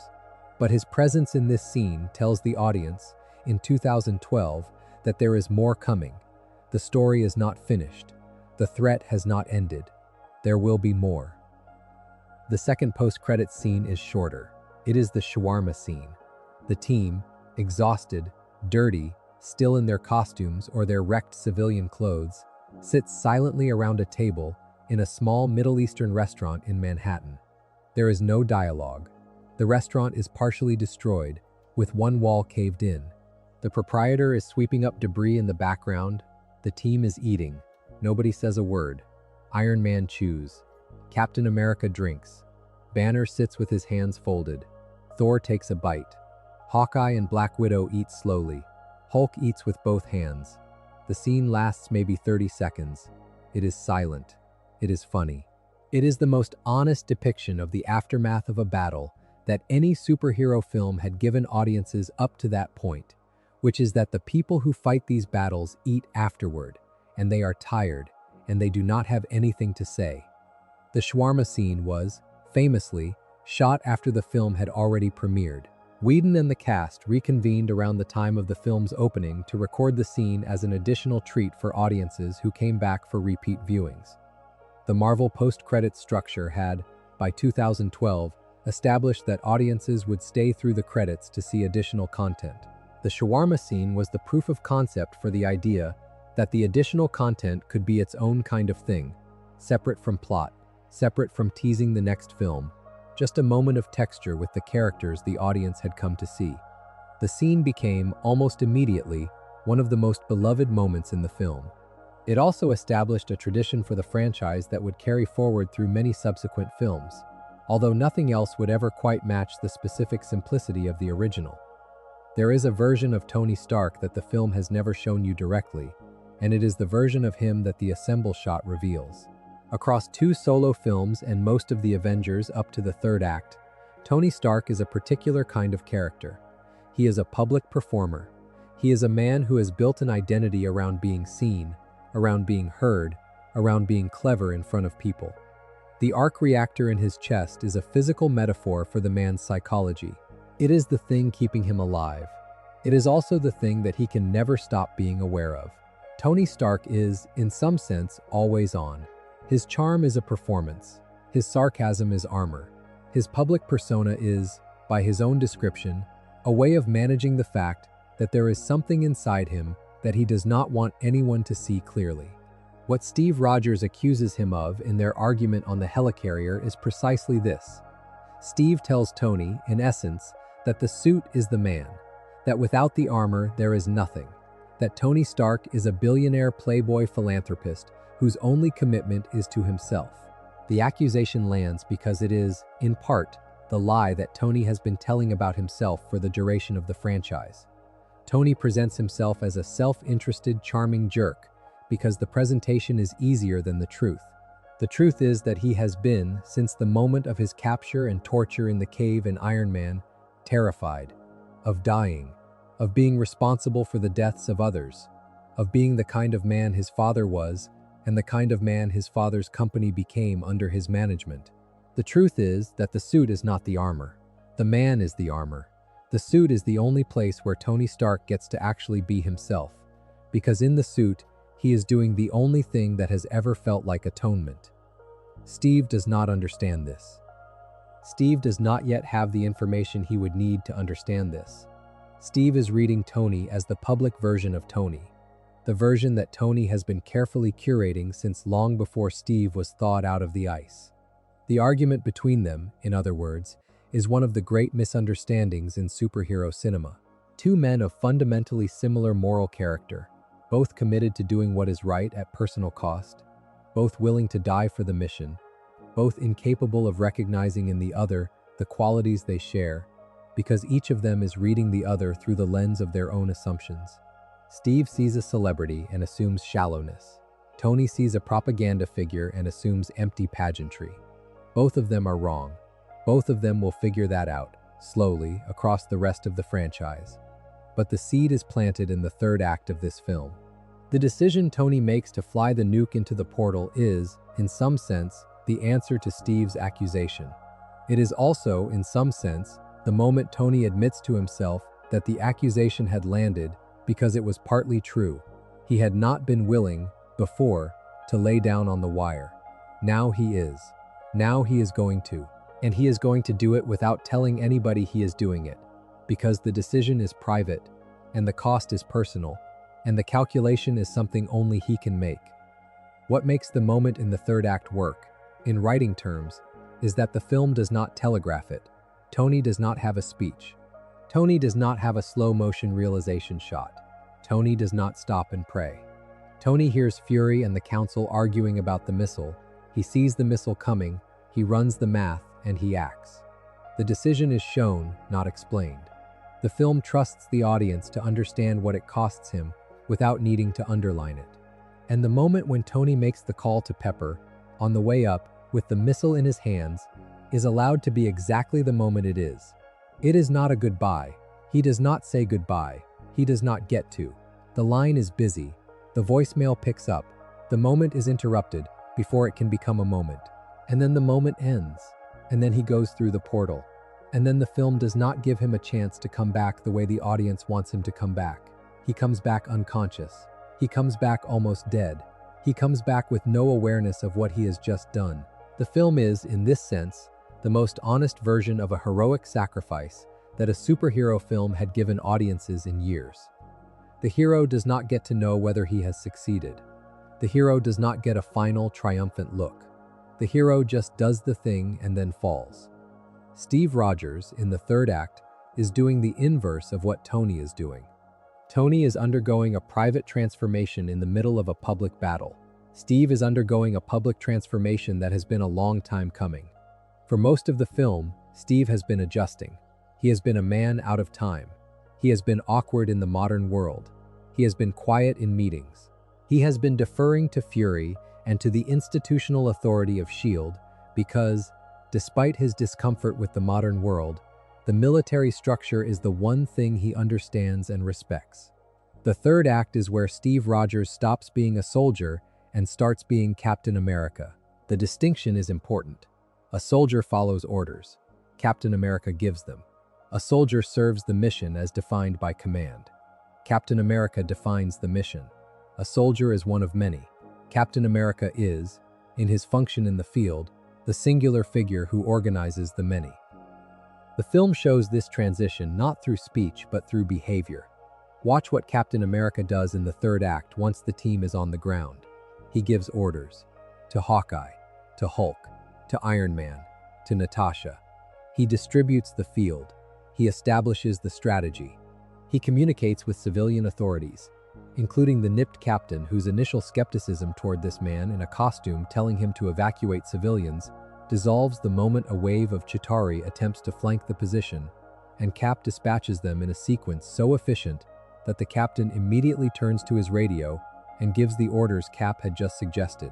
The transition is, in the cop's reaction, made visible to the audience. This is no longer a man asking. This is a man whose authority is recognized in the moment of its exercise.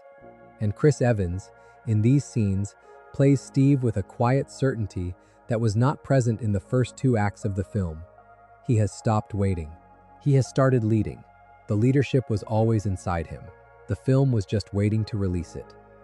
The other thing that happens in the third act with Steve, which most casual viewers do not notice on first watch, is that he begins to function as the team's emotional anchor. He is the one who keeps everyone on task. He is the one who asks Hulk to smash. He is the one who tells Hawkeye what he needs from his position. He is the one who instructs Black Widow on the portal. He is the one who tells Thor where to focus the lightning. He does not, in any of these moments, claim a higher rank than the others. He does not lecture. He does not condescend. He simply distributes the work in a way that uses each person's specific capabilities at the moment of greatest need. That is what a leader does. That is what Captain America is for. And the film, by letting him be that, completes the arc that began in Captain America, the First Avenger, with the small sickly kid who said he could do this all day. The kid grew up. The man got frozen. The man got thawed. And the man, in the middle of an alien invasion of New York City in 2012, finally became the version of himself that he had always been moving toward becoming. Thor's arc in the film is the quietest, and it is the easiest to underrate, because Thor spends much of the film in a kind of grief that the script does not give him a lot of words to express. Thor is on Earth because his brother is on Earth. Thor is fighting his brother because his brother has decided that the only way to demonstrate his own significance is to take a planet that Thor has come to love. The dynamic between Thor and Loki is not the dynamic of a hero and a villain. It is the dynamic of two brothers in a family conflict that has been ongoing for, by Asgardian standards, centuries. Thor still loves his brother. Thor does not want to fight him. Thor wants, more than anything, for the brother he grew up with to come back. The scene on the mountainside, where Thor tries to convince Loki to come home, is the emotional center of the second act of the film, for Thor specifically. He pleads, he threatens. He tries to reason with a person who is no longer interested in being reasoned with. And he loses. Loki refuses. The scene ends in a brawl that is interrupted by Iron Man, and then by Captain America, and Thor never gets to finish what he was trying to say. He never gets to convince his brother of anything. He just has to fight him.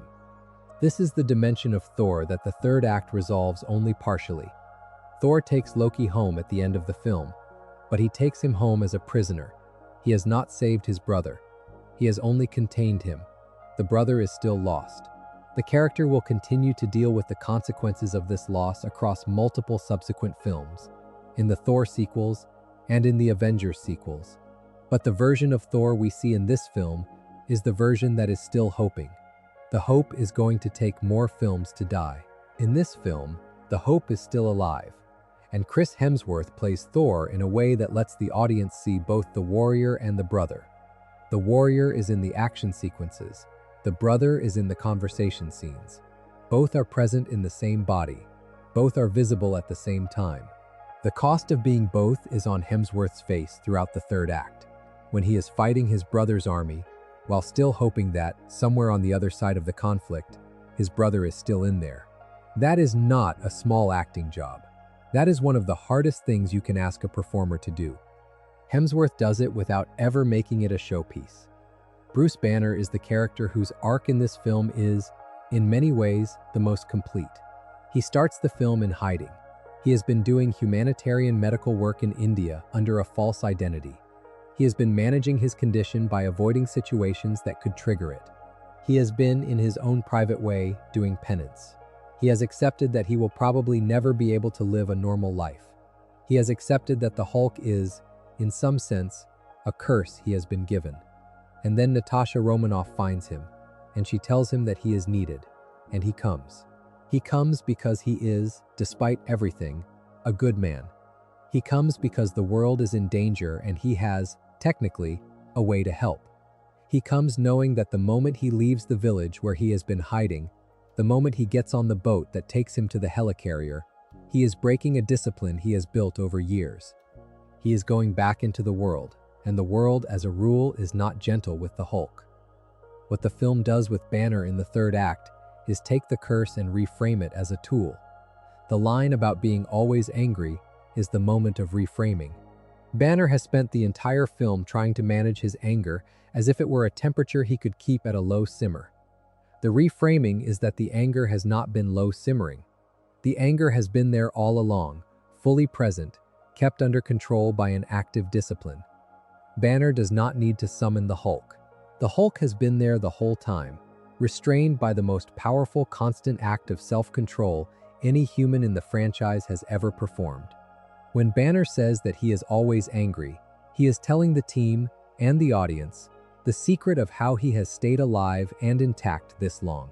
He is not a man who occasionally becomes a monster. He is a man who has chosen every minute of every day for years to not become a monster. And now, for the first time, he is choosing to stop choosing. He is letting the discipline drop. He is letting the Hulk emerge intentionally. The transformation this time is not a loss of control. It is an exercise of it. And the result is that the Hulk, this time, is on the team's side. The Hulk understands. The Hulk does what is needed. The Hulk does not, in the third act of this film, attack any of his teammates. This is the resolution of an arc that the character has been struggling through since 2008. The Hulk has always been treated, in his various film and television iterations, as a problem to be solved or a tragedy to be lived with. Whedon, in the Avengers, treats the Hulk as a partner that Banner has to learn to share his body with. The relationship is not solved. It is not made permanent. The Hulk will, in subsequent films, return to being a problem and a risk. But the third act of the Avengers contains the only version of the Hulk that Banner has ever fully cooperated with. And it works because Ruffalo and the writing and the visual effects all align around a single idea, which is that the Hulk is what Banner becomes when Banner stops being afraid of himself. The fear has been the cage. The release of the fear is the Hulk in his most useful form. If the channel has earned a little of your trust by now, a subscribe is the simplest way to say so. The button is small. The impact, on this end, is not. Black Widow's arc in the film deserves a longer look than it typically gets, because the structure of her arc is one of the most interesting in Whedon's screenplay. Natasha Romanoff is first seen tied to a chair in a Russian warehouse, being interrogated by a man who believes he has captured her. Within 30 seconds of screen time, the film reverses the premise. The interrogation she has been letting them conduct has actually been her interrogation of them. She has been waiting for them to give her the information she needs about a third party. She gets the information. She breaks the chair. She dispatches the men in the room. She takes a phone call from Coulson, who tells her that Hawkeye has been compromised. She accepts the call without breaking the rhythm of the fight. The opening of her storyline tells you, in the first few minutes she is on screen, exactly who Natasha Romanoff is. She is a woman whose primary skill is letting people believe they have power over her until the moment she demonstrates that they never did. The film returns to this skill in every scene she has. The interrogation of Loki is the most prominent example, but the opening sequence is where the principle is established. What the third act does with Natasha is give her the closing moment of her primary subplot, which has been about the recovery of her partner. Hawkeye has been compromised since the opening. Natasha has spent the film trying to get him back. By the third act, she has gotten him back, in the physical sense, and now her job is to help him reset. The way she does this is not through speech. She does not give him a comforting talk. She does not tell him it will be okay. She gives him a fight. They climb into the Quinjet together. They go to New York together. They fight together. The reset is the work. The work is the reset. By the end of the third act, when Natasha is at the top of Stark Tower with the scepter in her hand, she is herself again, because she has spent the last several hours being herself in a way that the events of the film had previously prevented. And Hawkeye, on his rooftop, is himself again for the same reason. The trauma of having been controlled by Loki is not erased. It will return in subsequent films. But the immediate damage has been countered by the immediate work. The fight, in this film's logic, is the therapy. This is, in some ways, a deeply Whedon-esque idea, and it is one of the structural patterns that runs through his earlier television work. The characters in Buffy and Angel and Firefly are also characters whose primary psychological resolution comes through action rather than through speech. They talk about their feelings sometimes, but they resolve their feelings, when they resolve them at all, by doing things together, by fighting alongside each other, by having each other's backs in moments where the cost of failure is death. The Avengers, as a film, inherits this dynamic. The team does not, at the end of the film, sit down and have a long talk about what they have been through. They eat shawarma in silence. The work has been the conversation. The fight has been the bonding. The food at the end is just the proof that they made it through. Hawkeye's arc, which is the smallest of the six in terms of dialogue and screen time, is also the most subtle in terms of what it asks the audience to understand.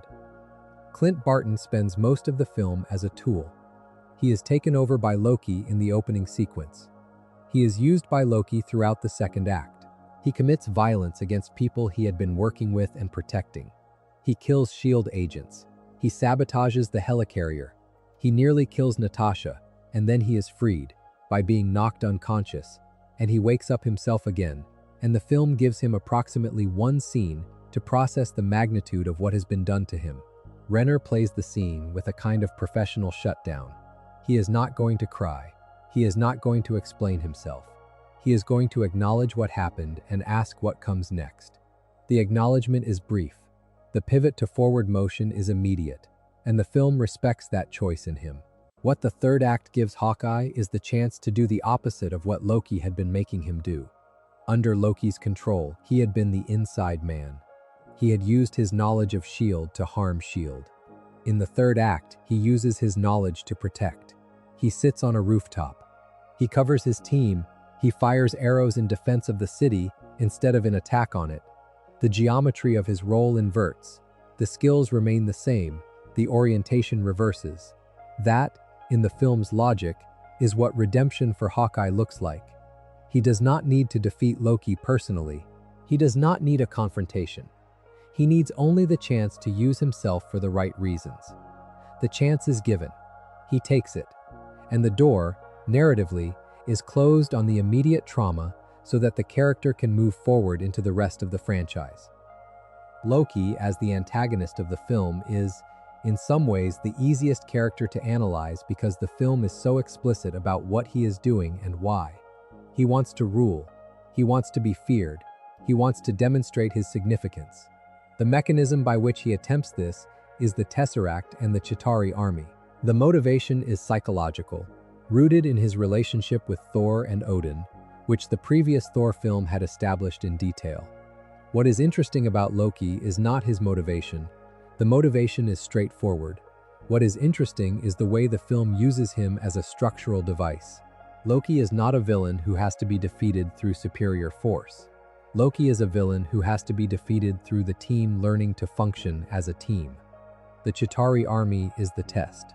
The portal is the test. The threat to the city is the test. But the actual conflict in the film is the conflict among the heroes themselves. Loki, in this sense, is less an enemy than a catalyst. He exists to put pressure on the team so that the team can reveal what it is. He is the heat that anneals the metal. Whedon, who had been writing villains for decades by the time he made the Avengers, understood this perfectly. There is a reason Loki does not have a moment in the film where he reveals a deeper plan or a hidden complexity. He is exactly what he appears to be. He is exactly what he claims to be. The depth of his character has been provided by the previous Thor film and will be expanded in subsequent films. In the Avengers, he is a function. He is the thing the team has to defeat in order to become the team. The film does not need him to be more than that, and the film does not try to make him more than that. Hiddleston, who could have played Loki as a much more complex figure in this film, calibrates his performance to the role the film actually has for him. He is the engine. He is the pressure. He is the wedge that breaks the team open so that the team can put itself back together. And then he is taken away in chains, ready for the next film. There is a question, often asked about the ensemble shot, that has a longer answer than people expect. The question is, why does the shot work? Not why is it satisfying, not why does it feel earned. Those questions are answered by the narrative architecture of the film. The question is, why, mechanically, in the precise terms of how it was constructed, does the shot work as a single piece of visual storytelling? And the answer to that question requires going back to the physical setup that the production team built for it. The intersection where the shot was filmed is, in production terms, a hybrid. Some of the footage was shot in Cleveland, Ohio, on East 9th Street, which had been closed down for filming and dressed to resemble Midtown Manhattan. Some of the footage was shot in Albuquerque, New Mexico, on Marvel's primary stages, with green screens substituted for the buildings that would be added in post-production. Some of the footage was shot in fragments, in New York itself for plate photography that would be used as backgrounds. The Leviathan corpse in the foreground of the ensemble shot was constructed partly as a physical practical element that the actors could walk around and reference, and partly as a digital element added in post-production for the larger views. The smoke that hangs in the air during the shot was, similarly, partly practical and partly digital. The actors were standing in real smoke from real smoke machines during the on-set filming, and additional smoke was layered in during compositing to create the impression of a fully active battle zone. The camera that captures the shot was on a circular track. The track was laid down with precision so that the camera, when moving, would trace a perfect circle around the center point where the actors were positioned. The dolly that the camera rode on was custom built for the shot. The speed of the dolly's movement around the track was calibrated to match the duration of the musical phrase that Alan Silvestri had composed. The actors had to hit their marks precisely, because the camera could not adjust its arc to compensate for variation in their positioning. Each actor's pose, hold, and breathing pattern during the shot had been rehearsed to align with the moment the camera would pass them. The shot was filmed multiple times. Multiple takes were assembled into the final cut, with subtle digital seam work to disguise the transitions, where the assembled image came from different takes. The lighting on the actors was, by necessity, slightly artificial. The actors were on a set or in a partially open location, but the surrounding environment that would be added in post-production was the burning city of New York at the height of an alien invasion. The light on the actors had to match the implied light of that environment, which means the lighting designers had to anticipate the final composite and pre-light the actors accordingly. The result is that, in the final shot, the actors look like they belong in the environment. There is no visual disconnect between the foreground and the background. The eye reads the image as a single coherent space. That is harder than it sounds. The number of decisions that go into making the image read as coherent runs into the hundreds. Every one of them had to be correct for the shot to land. The music, more than perhaps any other element, carries the weight of the shot. Alan Silvestri's main Avengers theme is a single rising melodic phrase, 4 bars long, that builds from a quiet brass entry into a full orchestral statement at the moment the camera completes its rotation. The theme had been seeded throughout the film in fragments, in moments where it could be heard in pieces without yet being recognized as the theme. By the time the ensemble shot arrives, the audience has heard the components of the melody without being aware that they have heard them. When the theme arrives in its complete form, the audience does not experience it as new music. The audience experiences it as the music they had been waiting to hear, even though they did not know they had been waiting to hear it. This is a technique Silvestri has used in other films, most notably Back to the Future and Forrest Gump, where the main theme is delayed and then released at the moment of greatest dramatic need. The technique is, in the Avengers, deployed for the ensemble shot specifically. The shot is the payoff for the theme. The theme is the payoff for the shot. The two elements are inseparable. Try to imagine the shot without the music. It does not have the same weight. Try to imagine the music without the shot. It is just a melody. Together, they are something that, in 2012, audiences had not really experienced before in this specific form. The reception of the film, when it was released on May 4, 2012, was the kind of reception that changed how the film industry thought about ensemble superhero films. The Avengers opened to a global box office of, in its first weekend, over $200 million in domestic earnings alone, which was, at the time, a record. The film would go on to gross over $620 million domestically and over $1.5 billion globally, making it the third highest grossing film in history at the time of its release, behind only Avatar and Titanic, both of which were directed by James Cameron.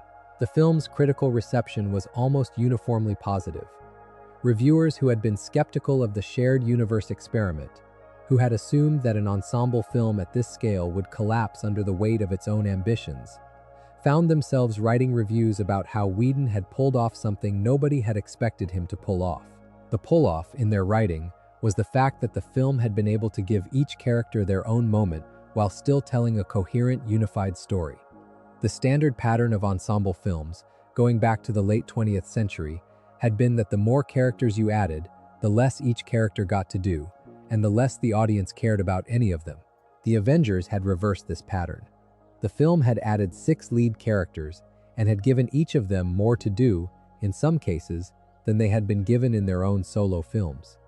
The cultural impact of the film, in the months and years that followed, was difficult to overstate. The phrase Avengers Assemble, which is the rallying cry the team uses in the comics, and which had been the title of multiple comic book runs over the years, became part of the broader cultural shorthand. The shawarma scene, by widely shared accounts, drove a measurable bump in interest in Middle Eastern restaurants in major American cities, with multiple owners reporting that customers had come in asking specifically about shawarma in the days and weeks following the film's release. The image from the assemble shot, with the 6 heroes standing in a circle, appeared on merchandise, in advertisements, on lunchboxes, on posters in children's bedrooms, on the covers of magazines that had nothing to do with superhero films. The shot became, very quickly, the visual shorthand for the entire Marvel Cinematic Universe. When subsequent films wanted to remind audiences that they were part of the Avengers franchise, they often referenced the shot, either directly through visual quotation or obliquely through the formation of their own team shots in similar circular configurations. What is interesting about the assemble shot, in retrospect, is how restrained it is compared to what came after. The shots in subsequent Avengers films, particularly Avengers Endgame in 2019, would attempt to recreate the formula of the original assemble shot with larger casts, more elaborate visual effects, and more explicit emotional cues. Some of those subsequent shots would succeed, others would not. The original shot, in the Avengers, works in part because it is simple. 6 characters, a circular pan, a single musical phrase, no dialogue, no explosions in the middle of the shot, no special effects on top of the camera move. The composition is uncluttered. The image reads at a glance. The shot is, in this sense, an example of how visual storytelling at the highest level often consists of removing things rather than adding them. The shot does only what it needs to do, nothing more. And the doing of only what it needs to do is what makes it timeless. The shawarma scene, which was added to the film around the time of its release, has a production history worth telling in some detail, because it is one of the few moments in the Avengers that did not exist in any version of the script during principal photography. The idea, according to the public accounts that Whedon and the cast have shared in the years since, came from a brainstorming conversation among the cast during a press tour before the film opened. One of the actors, in casual conversation, mentioned that what the team would actually want to do after a battle of that scale was eat. The conversation turned to the question of what they would eat. The Middle Eastern food shawarma came up. Whedon, who had been thinking about a small additional scene to include in the credits, latched onto the idea. He wrote the scene. The cast reassembled for a brief shoot. The scene was added to prints of the film during its theatrical run. Audiences who saw the film in the very first days did not see the shawarma scene. Audiences who saw the film a week or so later did. The scene became, almost immediately, an additional reason for audiences to return to theaters for repeat viewings. It also became one of the most beloved sequences in the film, despite being the shortest, despite containing no dialogue, despite consisting essentially of 6 actors chewing food in silence for 30 seconds. The scene works for a reason that is related to the assemble shot but inverted. The assemble shot is the team at the height of their function. The team is together. The team is armed. The team is about to do the work. The shawarma scene is the team at rest. The team is still together. The team is no longer armed. The team has done the work. And the work has left them, exactly as it would leave any group of people after an extreme physical experience, too tired to talk. The image of the Hulk eating shawarma in his armored shorts is funny. The image of Thor still in his cape, eating with one hand while propping his head on the other, is funny. The image of Tony Stark in his face mask, half removed, eating like a man who has spent the last several hours not eating, is funny. But the funny is not the only thing the scene is doing. The scene is also showing the team in a moment of vulnerability. They are not performing. They are not posing. They are not doing anything for anyone. They are just 6 people who have survived something terrible and are now refueling. The image is a portrait of solidarity by exhaustion, and it is, in some ways, the most honest moment the film gives the team. The assemble shot is the public image. The shawarma scene is what the public image looks like after the work is done. It is worth saying something about the line that does not appear in the film. The phrase, "Avengers Assemble," which is the rallying cry of the team in the source comics, which had been referenced in marketing materials for the film, which had been quoted in trailers and teasers and posters, is not spoken in the Avengers. Captain America, at the end of the film, gives various tactical orders, but he never says the words. Whedon, by his own later account, had considered including the line and had decided against it. The reasoning was that the line, said aloud in the film, would feel too on the nose. The film had spent its entire runtime building toward the assembled team. To then have a character say the word assemble would be to underline what the camera was already showing. The shot itself is the line. The visual is the audio. Saying it aloud would be redundant. This decision turned out to be important for a reason Whedon could not have known in 2012. By holding the line out of the first film, Whedon left it available for use in a subsequent film. The line was eventually spoken in Avengers Endgame in 2019 by Steve Rogers, in the moment when the surviving Avengers are about to engage in the final battle against Thanos. By the time the line is spoken in Endgame, the audience has been waiting for it for 7 years. The waiting was the build-up. The waiting was the gap between the first assemble shot and the verbal payoff of the phrase that had always been associated with the visual. The Endgame moment works because the original film, in 2012, had left the line for the future. The original assemble shot was the image. The Endgame line was the sound. The two together complete a thought that the franchise had been constructing across an entire decade of cinema. That is a long-form storytelling technique that almost nobody had attempted before the Marvel Cinematic Universe, and that almost nobody has successfully imitated since. The Marvel approach to long-form storytelling depends on a kind of patience that most studios do not have, which is the patience to set up payoffs years before the payoffs land. The Avengers, in 2012, was setting up payoffs that would not be paid off until Endgame in 2019. The death of Tony Stark in Endgame is a payoff for the moment in the Avengers when Tony flies the missile through the portal. The line "Avengers Assemble" in Endgame is a payoff for the assemble shot in the Avengers. The grief of the survivors in the aftermath of Endgame is a payoff for the bond that was established in the shawarma scene at the end of the Avengers. The MCU, as a long-form work, depends on its early installments planting seeds that its later installments are willing to harvest. The Avengers, more than any other single film in the franchise, did the planting. Everything that came after was, in some sense, harvest. What is interesting about the harvest, in retrospect, is how few of the elements that worked in the Avengers were elements that subsequent films were able to fully recreate. Whedon would return to direct Avengers Age of Ultron in 2015, but that film, while commercially successful, did not have the same cultural impact as the original. The team was the same, the director was the same, the music was the same, the studio was the same, and yet the assembled magic of the first film was not entirely present in the second. The reason, in retrospect, was probably that the first film had been able to use the construction of the team as its primary subject. Once the team was assembled, the second film had to find a different subject. The second film chose, as its subject, the question of whether the team could remain together when it was internally divided. That is a different kind of story. It is not a worse story. But it is not the story of the first film, and the moments of triumph in the second film, including its own version of an assemble shot, did not have the same weight as the original because the audience had already seen the team come together. The first time was special. The second time was a callback to the first time. This is the law of diminishing returns that all sequels face, and The Avengers, by being the first film of its kind, exempted itself from the law in a way that no subsequent film could match. There would be other team shots. There would be other moments of grand spectacle. There would be other films that brought together more characters in more elaborate set pieces. Avengers Endgame would, by some measures, be a more elaborate and more emotionally resonant film than The Avengers. But the Endgame moments would all be referencing back to the original. The original had the shot first. The original had the line implied. The original had the team meeting each other for the first time and learning to work together.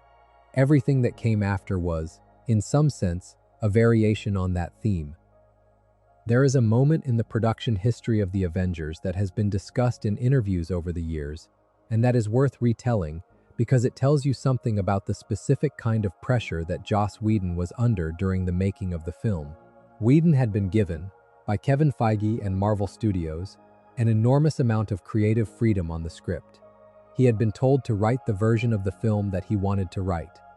He had been told that Marvel trusted him. He had been told that the studio would let him execute his vision. The trust was, in practical terms, a kind of pressure of its own. The film, if it failed, would fail because of Whedon. The film, if it succeeded, would succeed because of him too. He could not blame the studio for executive interference. He could not blame the cast for being uncooperative. He could not blame the source material for being too constraining. The film was his. The credit and the blame would land in the same place. This is the kind of pressure that breaks most directors, especially directors who are working at a budget scale that they have never worked at before. Whedon, by all accounts, handled it with a specific kind of professional grace. He arrived on set every day prepared. He had specific shot lists. He had specific directions for the actors. He had specific contingencies for when the day's plan did not work. He delegated when delegation was appropriate, and he held the line when the line needed to be held. He wrote and rewrote scenes during production when the scenes were not working. He shot footage that he knew he would cut so that he would have options in the edit. He communicated with the visual effects houses constantly because the visual effects on the film were, in their final form, going to be among the most ambitious effects work that any film had attempted up to that point. He managed the cast, which is to say he managed a long roster of actors of varying levels of fame and varying levels of contractual leverage, all of whom had opinions about their characters and their scenes. He did all of this for the duration of the production, which lasted roughly a year from the start of principal photography to the final cut.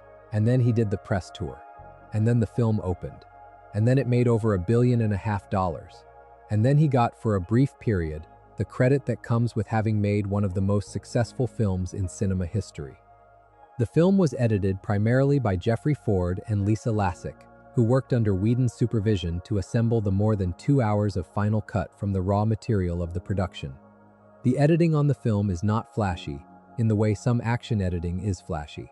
It does not use rapid cutting to disguise the limits of the choreography. It does not use shaky camera work to inject artificial energy into scenes that do not have natural energy. The editing trusts the choreography. The editing trusts the actors.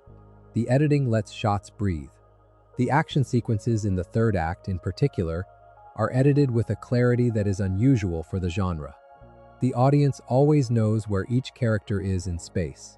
The audience always knows what is happening relative to what just happened. The geometry of the action is preserved throughout. This was, by 2012, a relatively rare achievement in big-budget Hollywood action filmmaking. Many action films of the period were known for the opposite, for editing that prioritized energy over clarity and that left the audience uncertain about the basic facts of what they were watching. The Avengers did not do this. The Avengers, even in its largest and most chaotic sequences, was always legible. The audience could always read the action, and that legibility is one of the reasons the action lands. You cannot care about a fight you cannot see. The visual effects, which were the responsibility of multiple vendors, led primarily by Industrial Light and Magic, are also worth noting because they were, at the time, among the most ambitious effects in any film. The Hulk, in particular, is a character whose previous film appearances had been treated as creative challenges that had not been entirely solved. The first Hulk film, in 2003, had used a Hulk that had been criticized for looking somewhat artificial. The second Hulk film, in 2008, had used a Hulk that had been received better, but that still had certain limitations in how it could interact with the world around it. The Avengers Hulk, in 2012, used a new performance capture approach that had Mark Ruffalo on set in a motion capture suit, performing the role physically, and then having his performance translated into the Hulk's body through digital animation. The technique allowed the Hulk to be, for the first time in film, a character whose performance was genuinely an extension of the actor's performance. Ruffalo's facial expressions were visible on the Hulk's face. Ruffalo's body language was visible in the Hulk's body. The Hulk, in the Avengers, was not a separate creature played by a different performer. The Hulk was Banner with the cage off. The visual continuity between the man and the monster was, for the first time, achieved. The score, beyond the main Avengers theme, deserves a longer examination because it does more work than most blockbuster scores. Alan Silvestri composed individual motifs for several of the characters, often subtly woven into scenes that did not call attention to the musical work. Thor has a motif that echoes the Asgardian themes from the Thor solo film. Iron Man has musical gestures that nod to the work that other composers had done on the Iron Man solo films. Captain America has a quieter, more solemn motif that connects to his solo film score, also composed by Silvestri. Black Widow and Hawkeye, who had not had solo films yet, do not have dedicated motifs in the same way, but they have musical textures associated with their action sequences.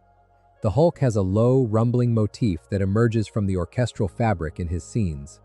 Loki has a delicate, almost melancholy theme that the score uses sparingly and that recalls the music of Loki's scenes in the Thor solo film.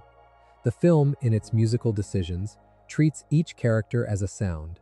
The theme is the harmony of those sounds. The main theme is what emerges when the sounds combine. That is, in compositional terms, exactly what the ensemble shot is visually. The musical structure mirrors the visual structure. The two reinforce each other. The cinematography of the film was the responsibility of Seamus McGarvey, who had not previously been associated with the superhero genre, but whose work on films like Atonement and We Need to Talk About Kevin had marked him as a cinematographer with a particular gift for emotional restraint and compositional clarity. The choice of McGarvey was unusual for a film of this scale, and the choice paid off. The film looks, in many of its most important moments, like a film that takes itself seriously without taking itself too seriously. The light is warm. The compositions are framed for emotional effect rather than for spectacle alone. The wide shots of the Helicarrier and of the Battle of New York are impressive without being overstated. The close-ups, particularly the close-ups on the actors' faces during their quieter scenes, are intimate in a way that many superhero films do not bother with. McGarvey understood that the film was, at its core, about people. The people were the spectacle. The aliens and the explosions were the background. He lit and framed the film accordingly, and the ensemble shot, when it arrives, benefits from a year of cinematographic decisions that have trained the audience to read the film's visual language correctly. The legacy of the Avengers, in the 14 years since its release, is, at this point, almost impossible to summarize without resorting to lists. The Marvel Cinematic Universe, as a franchise, has produced dozens of films and television series since 2012. The shared universe model has been imitated by every major studio, with varying degrees of success. The actors who appeared in the ensemble shot have, in the years since, gone on to careers that have been shaped, in many cases, by their association with the franchise. Robert Downey Jr. spent 10 more years as Tony Stark before the character's death in Avengers Endgame in 2019. Chris Evans spent the same period as Captain America, eventually handing the shield to Sam Wilson at the end of Endgame and exiting the franchise. Chris Hemsworth has continued as Thor in subsequent Thor and Avengers films, with his career expanding into other genres in the years since. Mark Ruffalo has continued as Bruce Banner across multiple films and series. Scarlett Johansson played Black Widow until the character's death in Endgame, with a standalone Black Widow film released as a prequel in 2021, after the character had already died in the franchise's main timeline. Jeremy Renner has continued as Hawkeye, with a Disney Plus series in 2021 that handed the character's mantle to a younger figure. The 6 people who stood in that circle in 2012 are, in 2026, in various states of presence and absence from the franchise. Some characters are dead, some have aged out, some have moved on. None of them stands in that exact configuration anymore. The ensemble shot is, in this sense, a photograph of a moment that cannot be retaken. The team that was assembled that day no longer exists in the form it took that day. The film captured them at a moment that history would not allow them to return to. This is, in some ways, the deeper meaning of the ensemble shot, the meaning that has accumulated over the 14 years since the shot was filmed. The shot was, in 2012, the beginning of something. It was the moment when the team came together. It was the start of a long road. In 2026, the shot has become something else. The shot is now also a memorial. It is now also a record. It is the visual proof of a moment when a particular collection of people, played by a particular collection of actors, on a particular day in production, in a particular configuration, did a thing that turned out to matter. The faces in the shot will not be in that configuration again. Some of the characters in the shot are dead in the franchise's internal continuity. Some of the actors who played them have left the franchise entirely. The image is, in this sense, frozen. The people in the image have moved on. The image has not. It is still there. It will always be there. And every time the audience returns to it, they bring with them the weight of everything that has happened in the years since they first saw it. That is what gives the shot its current weight. The shot, in 2012, was promise. The shot, now, is also memory. It is the door that everything came through. It is the room where the franchise was born. It is the moment that the Marvel Cinematic Universe stopped being a marketing concept and became a thing the world had collectively agreed to take seriously. And whatever the franchise has become in the years since, whatever later films have done well or poorly, whatever the cultural footprint of the Marvel Cinematic Universe has expanded or contracted into, that shot is still there, exactly as it was on the day it was first projected onto a screen in May of 2012. The shot does not care about what came after. The shot is itself. The shot is the thing it always was. There is a way to watch the ensemble shot now that you could not have watched it in 2012. Back then, the shot was a moment of culmination after 4 years of build-up. The audience was excited because the team had come together. The audience was excited because the experiment had worked. The audience was excited because they were watching cinema do something it had never done before. That was the experience of watching it in 2012. The experience of watching it now, more than a decade later, is different.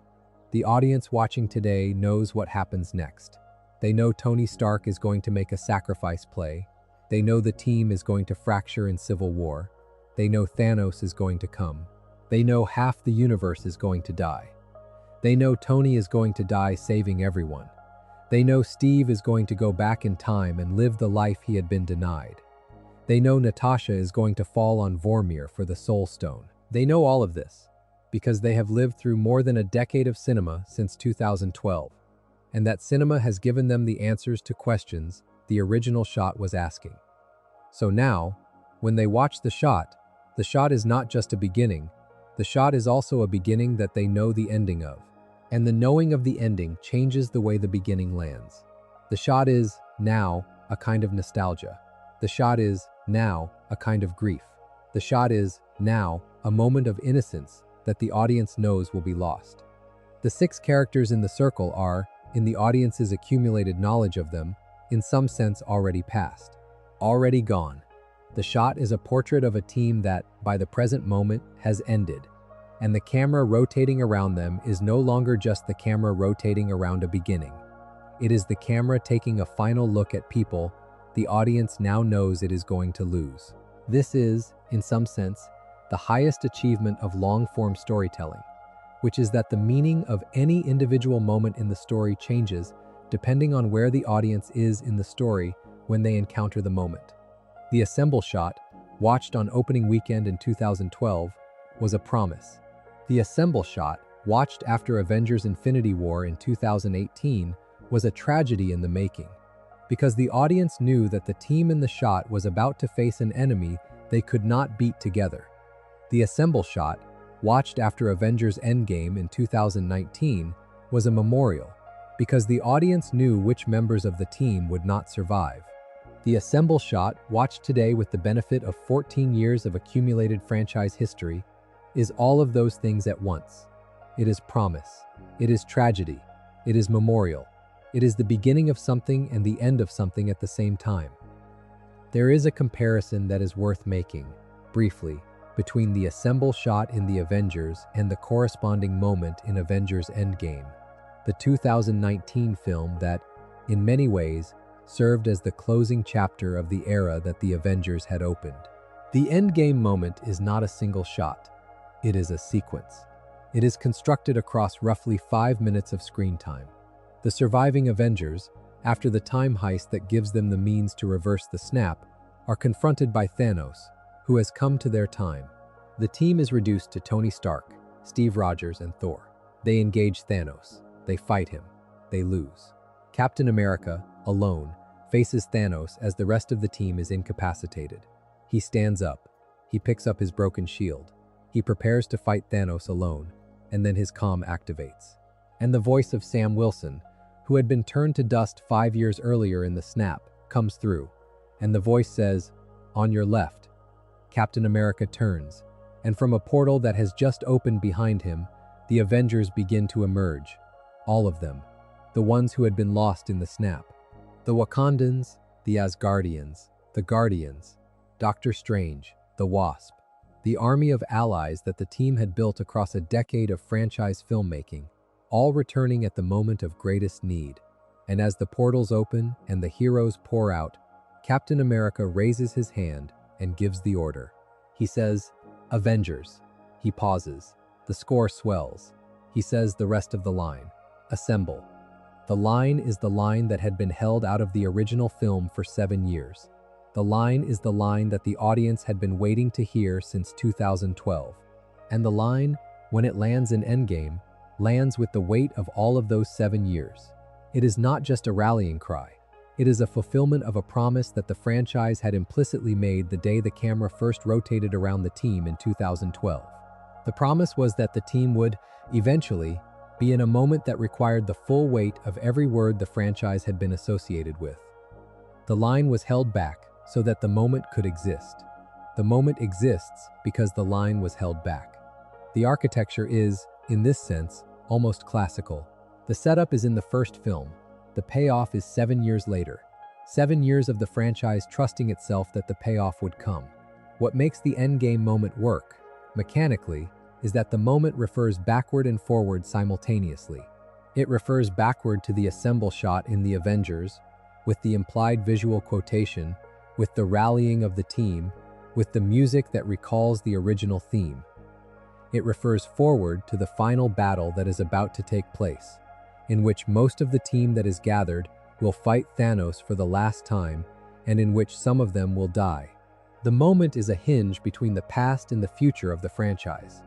The team that assembles in Endgame is much larger than the team that assembled in the Avengers, because the franchise had grown across the intervening years. But the team that assembles in Endgame is also, in some sense, smaller, because the original 6 are now down to 5, with Bruce Banner present, but operating mostly as the Smart Hulk version, and with the original dynamic of the 6 no longer fully intact. The Endgame assemble is bigger. The 2012 assemble is, in some quiet way, more intimate. Both are great. Both have their place in the franchise's history. But the 2012 shot remains, even now, the moment from which the rest of the franchise descends. Everything else is a continuation. The original shot is the origin. There is a final thought worth offering about what the assemble shot has meant for the broader cinema landscape since 2012. The film industry, since the release of The Avengers, has been organized in significant part around the question of whether other shared universe models could replicate the success of the Marvel Cinematic Universe. The answer, in most cases, has been no. Other studios have attempted the model. Warner Brothers attempted it with DC Comics films, with mixed success. Universal attempted it with their dark universe of classic monster films, which collapsed after one entry. Sony attempted versions of it with their Spider-Man-adjacent characters, with varying results. Lucasfilm, after being purchased by Disney, has built a kind of shared universe within Star Wars. The Marvel formula has been imitated, partially, by every major studio, but no other studio has reproduced the specific magic of the assemble shot. No other studio has had a moment where its accumulated investment in interconnected character introductions paid off in a single 7-second visual that the entire culture recognized. Part of the reason for this is that the ensemble shot was not just a moment of marketing. The shot was the visible manifestation of a creative discipline that had been operating across multiple films for 4 years. The discipline was, trust the audience. Trust them to remember characters from earlier films. Trust them to follow connections. Trust them to want to see the team eventually come together. Trust them with subtle setups that pay off years later. Trust them with characters whose full arcs will not be visible until many films from now. The discipline of trusting the audience is harder than it sounds, because trusting the audience requires the studio to also trust itself. The studio has to believe that its earlier films were good enough to be remembered. The studio has to believe that its writers and directors are constructing each new film in a way that respects what came before. The studio has to believe that the long arc will land. Marvel Studios, under Kevin Feige, demonstrated this discipline for 4 years before the Avengers, and continued to demonstrate it for many years after. The ensemble shot was the proof that the discipline was paying off. It was the dividend on years of investment in trust. Other studios that have attempted the shared universe model have, in many cases, failed to demonstrate this discipline. They have tried to skip the build-up. They have tried to introduce multiple characters in single films rather than spreading them across multiple solo films. They have tried to rush to the ensemble shot before the audience has had time to invest in the individual characters. The result, in most cases, has been that the team-up moments in their films do not have the weight that the Marvel team-up moments have. The audience has not been given time to care about each member individually. The assembled image does not carry the same emotional charge. The shot may look superficially similar to the Marvel template, but it does not feel the same, because the feeling depends on the build-up, and the build-up cannot be rushed. This is, in many ways, the most important lesson that the ensemble shot has to offer to anyone trying to understand how to build a long-form story across multiple installments. The lesson is that the payoff is only as big as the setup. You cannot have a great team-up moment without first having great individual characters. You cannot have great individual characters without first having films that let those characters breathe in their own context. You cannot have films that let those characters breathe without first having a studio that is patient enough to let the films be made one at a time, with care, without rushing toward the eventual team-up. The ensemble shot, in this sense, is not a single shot. It is the visible tip of an enormous iceberg of patience, of trust, of accumulated character work that had been happening in the background of every film leading up to it. The shot is what you see. The iceberg is what makes the shot possible. There is one more thing to say about the day the Avengers first assembled, and it is the thing that perhaps matters most about it, 14 years on. The day the Avengers first assembled was a day that, in 2012, felt like a beginning. It felt like the start of a new kind of cinema. It felt like the first installment in a franchise that would continue indefinitely. It felt like a promise that there would be more, and there was more. There was an enormous amount more. There was, by some measures, too much more.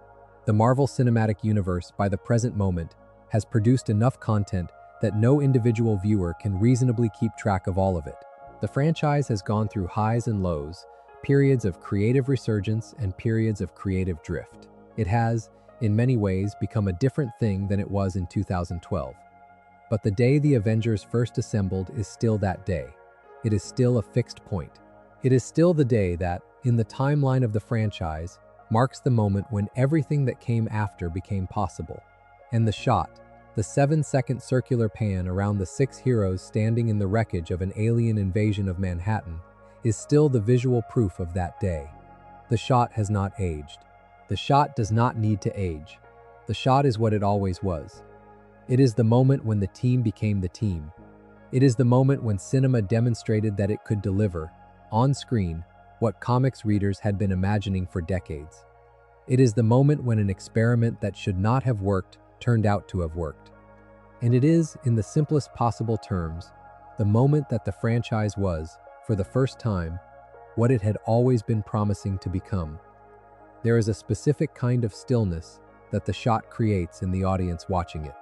The stillness is not the stillness of awe. It is the stillness of recognition. The audience sees the team. The audience knows the team. The audience has been waiting to see the team like this. And in the moment of seeing them, the audience does what audiences do when they see the thing they have been waiting to see. They exhale. They lean forward. They smile. They feel a thing they cannot quite name. The thing is, in the simplest terms, the feeling of a promise being kept. The promise was made in 2008, when Nick Fury appeared in Tony Stark's living room and said the words about the Avenger initiative. The promise was kept in 2012, when the camera completed its rotation around the assembled team. 4 years between the promise and the keeping. 4 years of films that each ended with another small reminder that the promise was still being made. And then the keeping. And the keeping was not less than the promise. The keeping was, if anything, more than the promise. The keeping was what the audience had been imagining, executed at a level of craft and care that exceeded what the audience had allowed themselves to expect. That is the achievement of the assemble shot. That is what it represents. That is what it continues to represent 14 years later, in a media landscape that has been transformed in part by the model that the shot proved was possible. The shot is the proof that, sometimes, the long bet pays off. The shot is the proof that, sometimes, the patient construction of a story across many years can deliver, in a single moment, a payoff that is worth all of the patience that preceded it. The shot is the proof that cinema, when given the time and the resources and the talent to do its work properly, can do things that no other medium has ever quite been able to do. And the shot is, in some ways, a benchmark against which all subsequent attempts to do similar things have been measured. Some of them have come close, some of them have not. None of them have quite reached what the original did. The team in the shot, by now, is a memory in many ways.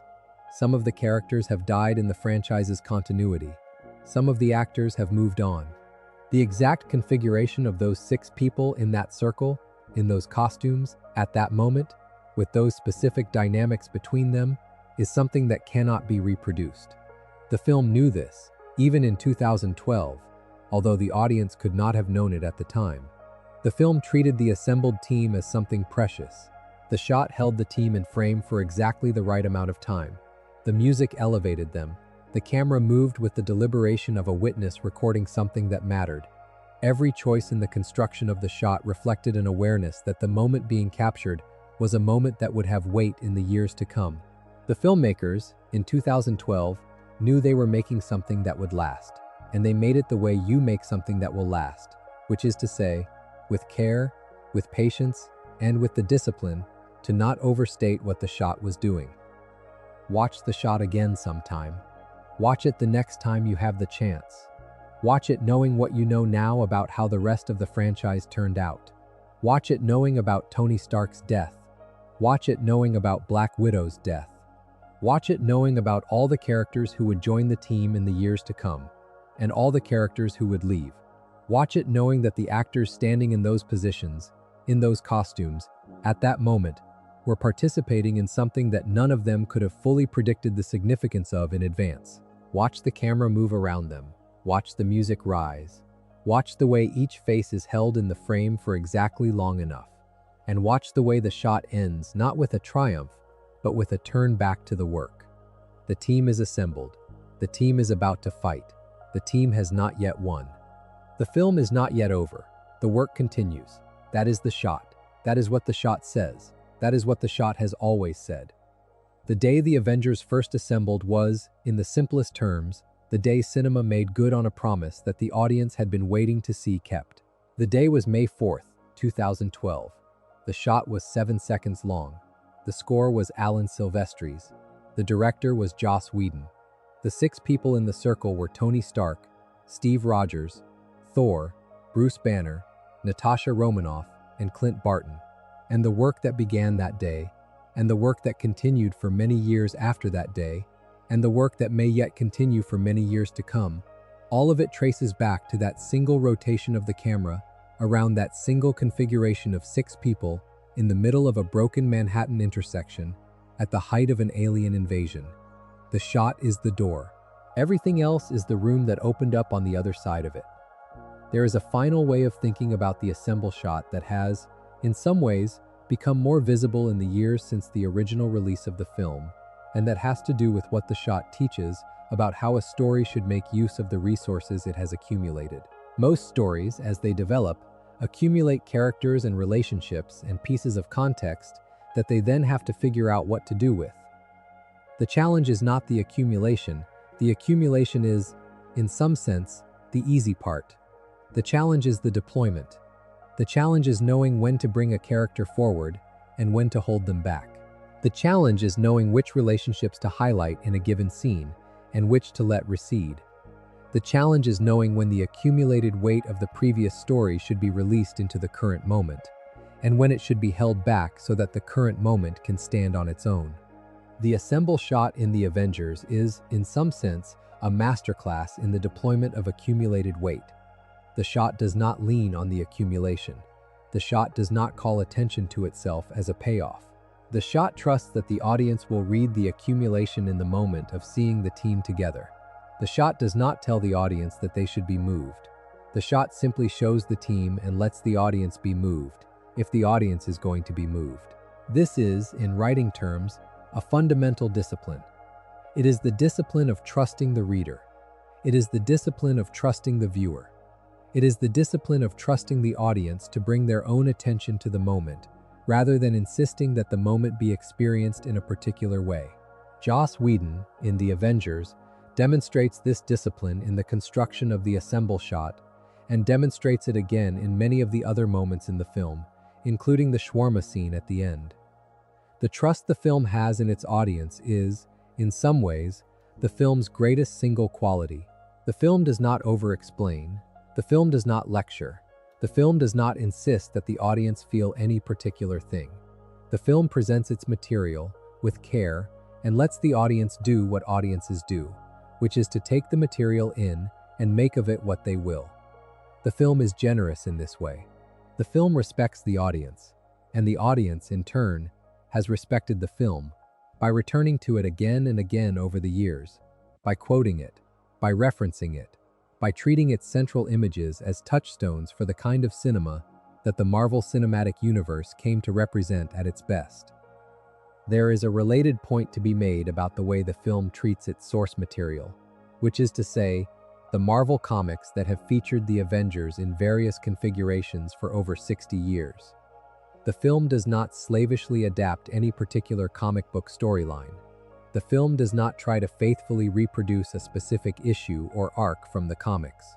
The film, instead, treats the comics as a source of characters and dynamics that the film is then free to recombine into its own original story. This approach, which Marvel Studios has used across most of its films, is, in some ways, the only way to adapt comic book material successfully at the scale of a major motion picture. The comics, by their nature, have been built across decades of incremental storytelling by many different writers and artists, often with contradictory continuities and competing interpretations of the same characters. A film cannot incorporate all of that. A film has to make choices.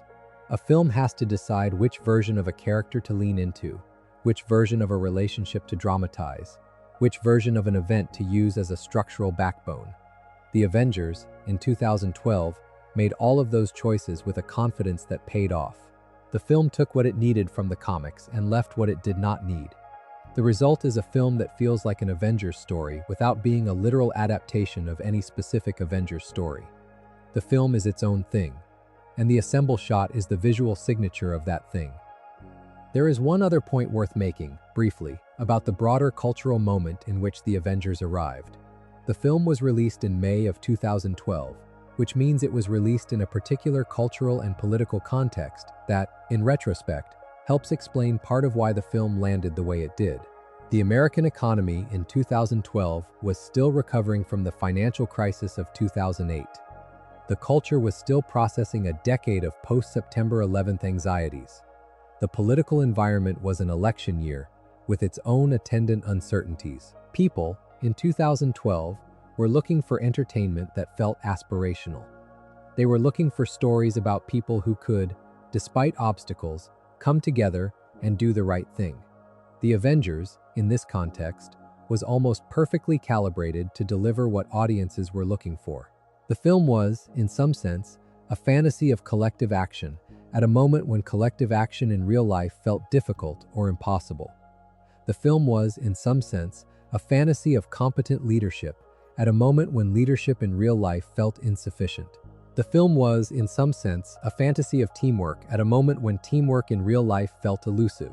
The ensemble shot, in this cultural context, was not just a visual achievement, it was a kind of secular icon.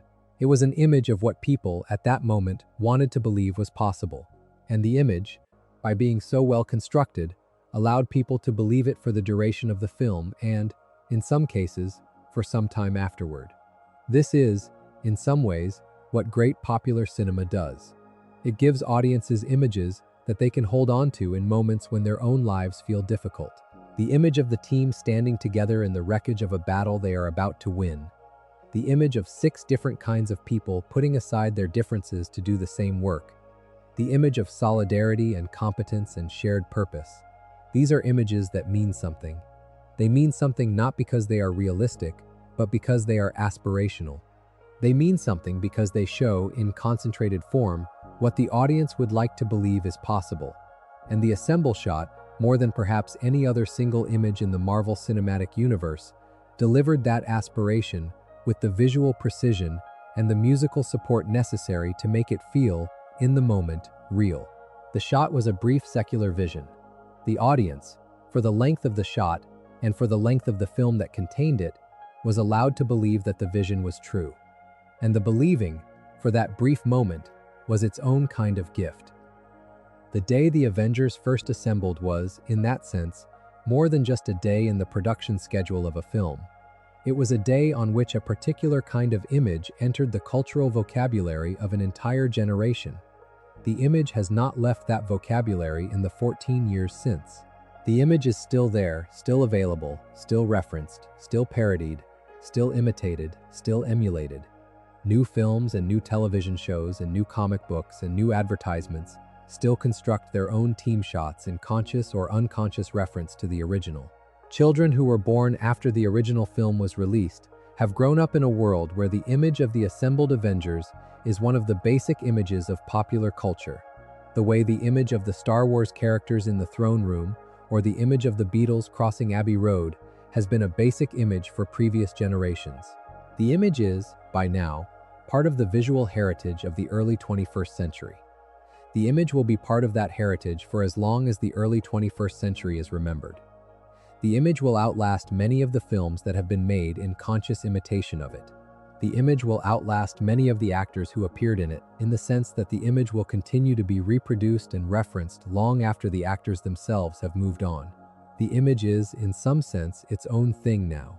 It has become detached from the film that contained it. It belongs, now, to the culture. That is what the ensemble shot accomplished. That is the size of what the shot represents. That is the weight that the shot carries, 14 years on, and that the shot will continue to carry for as long as the culture continues to remember it. The shot was, in 2012, a single 7-second sequence in the middle of a single film. The shot has become, in the years since, something much larger than that. The shot has become a visual idea. The shot has become a piece of vocabulary. The shot has become, in some sense, an heirloom that the culture has passed down from its 2012 self to its current self. And the heirloom is still being looked at, still being discussed, still being analyzed, still being honored, still being measured against. That is what great cinema does. That is what the Avengers, on the day the team first assembled, did. That is what is worth remembering, now, about a film whose total cultural footprint has grown, in some ways, beyond what its makers in 2012 could have anticipated, and a moment whose specific power, despite that growth, has remained exactly what it always was. The shot, the team, the music, the single rotation of the camera around the moment when, for the first time, the audience saw the thing they had been waiting 4 years to see. That is the story of the day the Avengers first assembled.